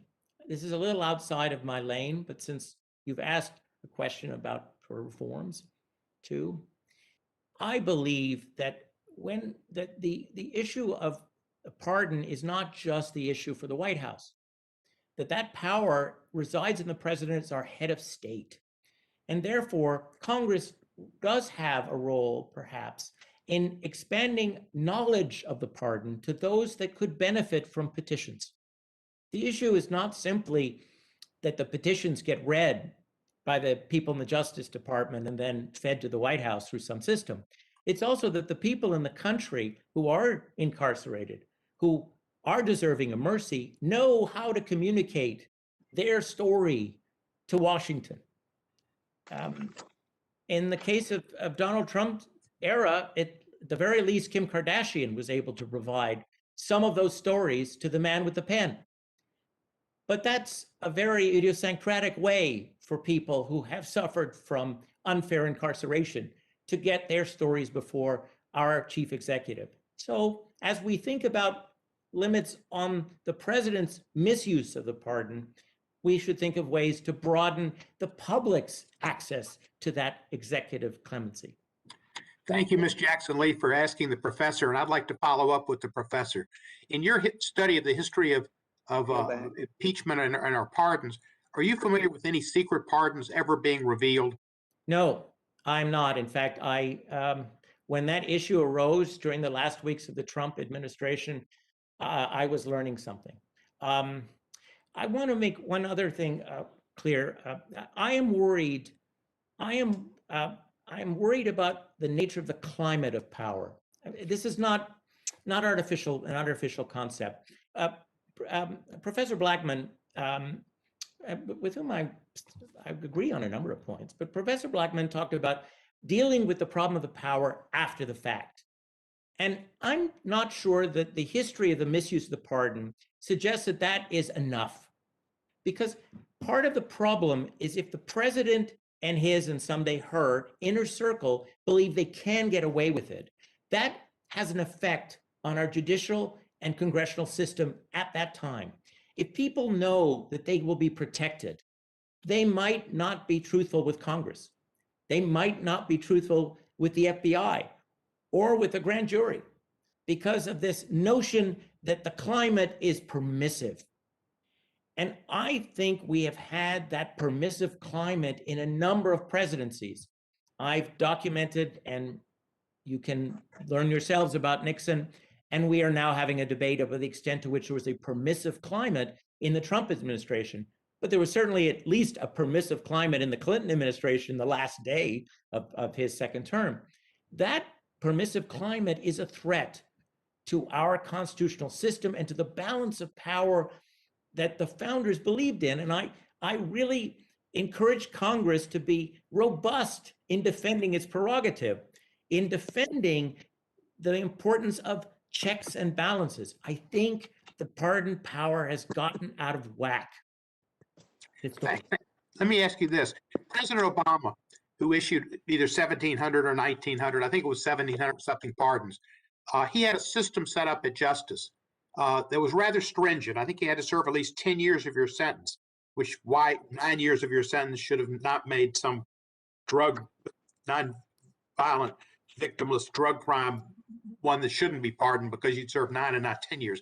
Has any other president that you're aware of set up a system like that of hoops to go through or criteria and done it in a totally objective manner where they didn't know the person?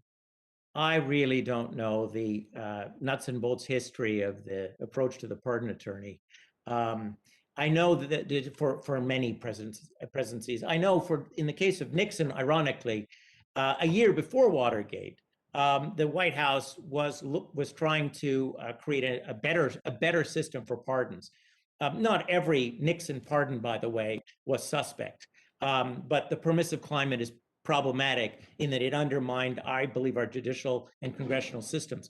But presidents have tried to routinize this approach, and let's keep in mind that the office of the pardon attorney we've had as a people for a long time. It was, I believe, created in the late 19th century. So yes, I think the issue, Mr. Chairman, the issue is when presidents go outside of the system, and it's how often do they do that? When they stay within the system, when they let the experts at DOJ, the civil servants, provide them with data and recommendations, and the Attorney General, of course, plays a role.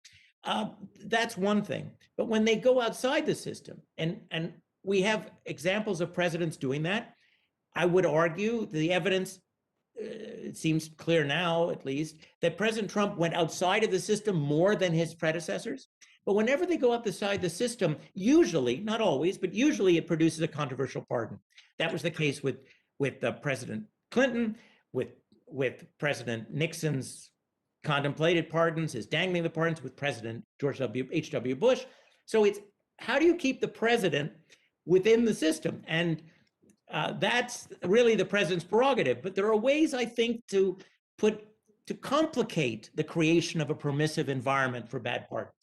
Your Atlantic article, which I thought was brilliant, had several suggestions, one of which was the timing and not doing a pardon before the end of the election. Did you consider a president in his first term as different from his second term? Did you consider having to give notice before, instead of election day as a limitation, maybe 10 days before election day, and having notice to make sure it's not a secret pardon? And what are the other reforms you suggested in your article that we should consider? Mr. Cohen, well, thank you for asking me. I really believe in deterrence because I think we are all imperfect beings. Okay, I think even the best of us faces temptation, and so I think that one of the great deterrents is public sanction. In other words, the public responding to what you've done. That's why, by the way, a secret pardon concerns me, because then the public, by definition, doesn't know about it. But that's why I want presidents to not to fear. I like presidents too, but I want presidents to know that the public has a chance to give a verdict on their pardons. So that's why I very much like former Congressman Frank's idea that you set a structural sort of deadline for the use of the pardon, and you do it before an election, so they can't do it after the public has a chance to respond. And the reason you would do it in October is the public has to know about these things. Now, if you could figure out a way to require disclosure, you could do it in late October rather than October 1st. I think that's a good idea. The second thing is, although the self-pardon, there are lots of good arguments why it shouldn't be constitutional. I leave it to the lawyers. In the Nixon period, they looked at this and they decided that A, it probably wasn't, but B, it had to do with what the Supreme Court would do. And the Supreme Court sent a message in US v. Nixon that even the appointees of the president can vote against the president. So I really believe that I really believe that sanction should be included, that you should not have self-pardons. And finally, I worry about the president's ability under temptation, partisan temptations, to pardon those who are political associates. And I think that should be looked at hard, a prohibition should be looked at hard as well regarding that. Thank you, Professor. And I know you have a hard cut. I just got one last question, and I'm going to finish my overtime, and that's to Ms. Frederickson and or to Ms. Hobart Flynn. But first, Ms. Frederickson, the proposals Mr. Schiff has in his bill, Congressman Owens is right. The likelihood of my amendment to the Constitution is a degree of difficulty is great. A statute is not. Are there any problems you have with the proposals that Mr. Schiff has in his bill, and are there additions you think should be in there that could pass constitutional muster and put limits that, such as Professor Naftali and others have discussed? Well, thank you very much, and to Professor Naftali, I really have enjoyed hearing you speak, and I'm always a fan of historians, being a daughter of a historian. It's a very important part of this conversation. I think the Congressman Schiff's bill puts out some very important reforms, as I had mentioned, which have to do with transparency ensuring that there's a broader dissemination of information about the pardons, as well as the prosecution that would be pardoned. But also, again, the clarification of the bribery statute, which I think, it's widely held that would already apply to the president, but just to ensure that there's no question about that. Beyond that, I think certainly Congress should be considering some of these reforms. They may impose greater challenges in terms of getting closer to the confines of the Article 2 authority that the president has, as circumscribing the grant of pardons in a way that doesn't constitute a prosecution for a criminal offense, which is already seen to be allowable, but actually telling the president when she can not pardon somebody. It's worth considering, but it may be a little bit more challenging in terms of the constitutional limitations. So on the idea of the secret pardon and trying to prohibit them by requiring some notice to be given, some public disclosure, do you think that could be done statutorily, or is the power in the Constitution so broad that it couldn't be done? Oh, I think it's a gray area. It would certainly be worthwhile for Congress to move forward on the transparency issues, the transparency provisions that are included in Congressman Schiff's bill and in Mr. Krishnamurti's bill, but also to look at timing issues. It certainly sets out a very important viewpoint of Congress's role in understanding the Constitution, which Professor Blackman rightly says Congress plays a very important role in the interpretive process, and sends a strong message. So I think there's a possible constitutional challenge I wouldn't endorse, but I'd certainly would be something that would occur. But I think it would still merit going forward and pursuing such reforms, because I think they might certainly stimulate an administration to try and adhere to them. And if an administration did not, it would provoke its own political backlash. Thank you, Ms. Frederickson. If I've gone over time and taken that opportunity to ask each of you and Mr. Naftali questions, does Mr. Johnson or anybody else in the committee desire any additional time, or should we close this hearing up? I'll take it if it's offered, Mr. Chairman, just another 5 minutes or less. Or less, thank you. Just quickly, there's been a lot said. I actually think it was a productive discussion today, and I appreciate that and the tone that everybody brought to the discussion. It's important. And as we've acknowledged, there's been people politically aggrieved on either side of this, depending on who the president's been. But I do want to just point out, some things have been said about President Trump this morning. He's been accused of not only, in one sense, going outside the system, as it was said a few moments ago, to, egregious violations of the pardon power. But I just wanted to ask Professor Blackman to just kind of put a bow on all this. I mentioned in my opening, President Trump granted nearly 240 pardons and commutations. And, we've heard a lot this morning about how he abused the pardon power, but according to the Pew Research Center, President Trump used, quote, the power less frequently than nearly every other president since the turn of the 20th century. Professor Blackman, I just wanted to ask you, would you agree that the grants of clemency and pardon and all that President Trump used was done by him, at least from his subjective viewpoint, in a way to rectify unjust sentences and prosecutions? I think so. Maybe I'll focus on one in particular, Jack Johnson, who was a very famous boxer from the early 20th century, an African-American boxer. He was charged with violating the Mann Act, which, if you don't know what the Mann Act is, it's basically this very nebulous law that prohibited transporting a woman across state lines for immoral purposes. He had a mistress who happened to be white, and he was charged with basically having a relationship with a white woman, and he was sentenced to time in prison. This was almost 100 years ago, and this was a pardon that probably should have come some time ago. And I think it was one of the more commendable pardons that President Trump issued. I think it's worthwhile to stress here. Thanks for mentioning that. And I point out that he was, my son is named Jack Johnson. We take a lot of pride in this. Wow. Jack Johnson, the boxer, was convicted by an all-white jury for that crime that you said. And of course, civil rights groups and advocates petitioned past presidents many times to officially recognize that his prosecution and conviction embodied racial hostility and intolerance. And it took until the time of President Trump to correct that historical injustice. So It was mentioned Alice Johnson, another for the drug-related offense. The point is that I guess what I want to conclude here at the end, Mr. Chairman, is to make the point for history, for the historians and the lawyers and all of us who are involved in this, that there have been controversial pardons by almost every president, but there have also been some very noble things that have been done before, and President Trump certainly did the latter, and I wanted to note that for the record. So. I will. I know we're over our time, and I'll yield back, Mr. Chairman. I appreciate again the tone and the content of the discussion this morning. Mr. Chairman, I'd like to comment. I think I have my hand up. Sure, Ms. Jackson-Lee, you're recognized. Well, thank you so very much, Mr. Chairman. Very important hearing, and I'll be brief on my comments. Professor Naftali, thank you for giving us not only food for thought, but a structural roadmap along with the legislation that we're now looking to assess.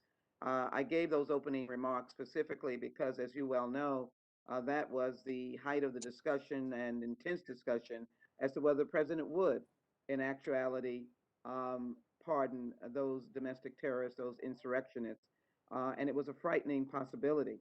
I also want to say that I've lived for a long time on this committee with the teeming numbers of individuals in the federal prison system who are predominantly African American or people of color.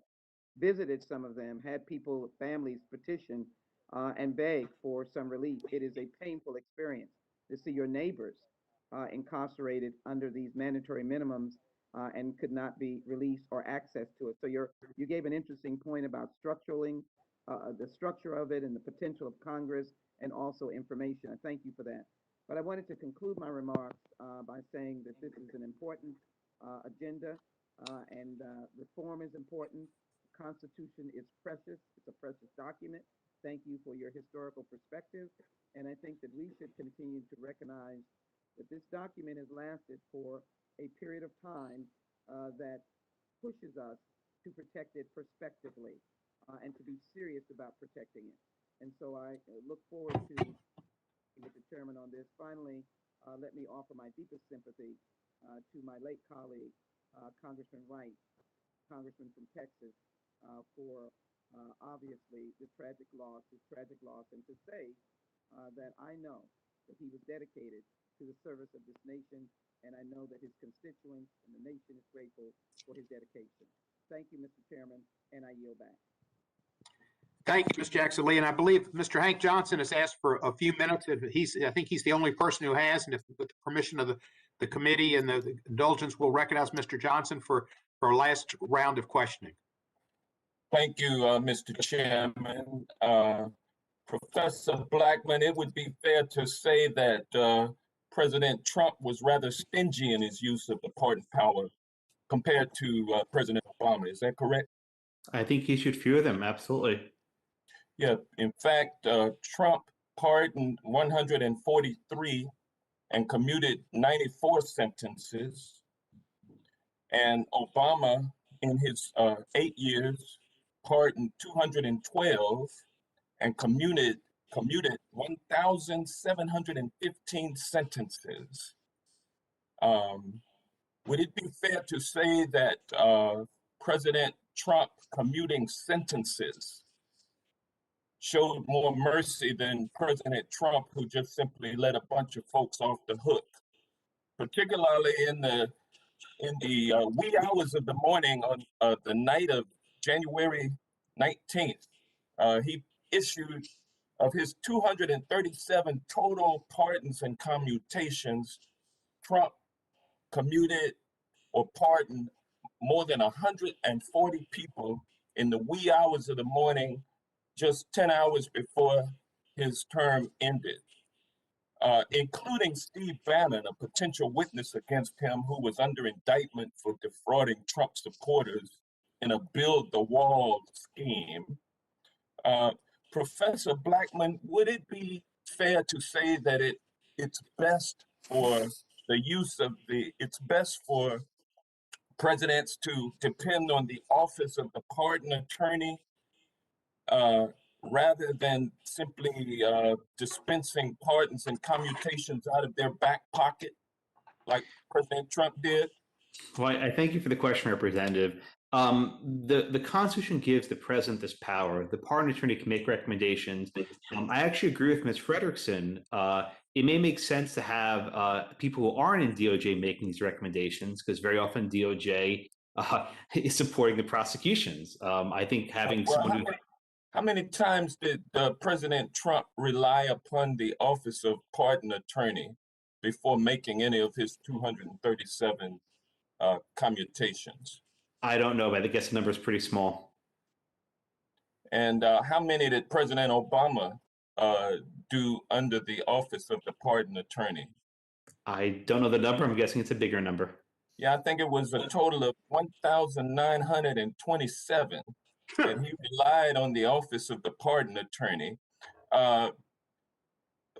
Professor Frederickson, what is the better practice in terms of use of the pardon power, and how can we best protect our democracy from being undermined by the illicit use of the pardon power as we saw happen under the Trump administration? Well, I'd like to first thank you for that question. It's a very important one, and I'd like to associate myself with the remarks of my colleague Karen Hobart Flynn, who talked about the need really to have a wholesale reform of our criminal justice system and its disparate impact, particularly on Black and Brown people. The pardon power is one element of that, but it's not sufficient, clearly, in the commutation. But having a system inside the Justice Department, or I think a better practice, as Ms. Hobart Flynn also suggested, is perhaps a kind of a board that was made up of people who weren't all prosecutors, who could actually would be considering the real injustice that's been done, and who can be whose sentences can be commuted or who can be pardoned through the president's pardon power. But that, I think, is very insufficient because there are so many people who are prosecuted for low-level drug offenses who are already in prison for an excess of time that we unlikely to address all those people through the pardon attorney process or through any kind of a commutation and pardon board. Nonetheless, though, I think it's very important to have a system that does allow the most significant cases to move forward and be put in front of such a board or in front of the pardon attorney for expedited process. Thank you. And thank you, Mr. Chairman. I yield back. You're welcome, Mr. Johnson. I've been told by staff that Ms. Bush might have a question. Is that correct? Representative Bush? Representative Bush going once, going twice. This adjourns. That concludes our hearing. I want to thank all of our witnesses for appearing today. Without objection, all members will have 5 legislative days to submit additional written questions for the witness or additional materials for the record. And I would like to specifically ask our witnesses, if you have thoughts about legislation, either the amendment to the Constitution or, as Representative Owens has cautioned, more likely statutory changes, and suggest them in your comments to the chair, because we are going to try to draft something that is feasible, passable, and improving things. So if you have suggestions that we could do for amendments to Mr. Schiff's statutory, that would be appreciated greatly. With that being said and done, and in memory of Representative Wright, Congressman Wright, this hearing is adjourned. Thank you, Mr. Chairman.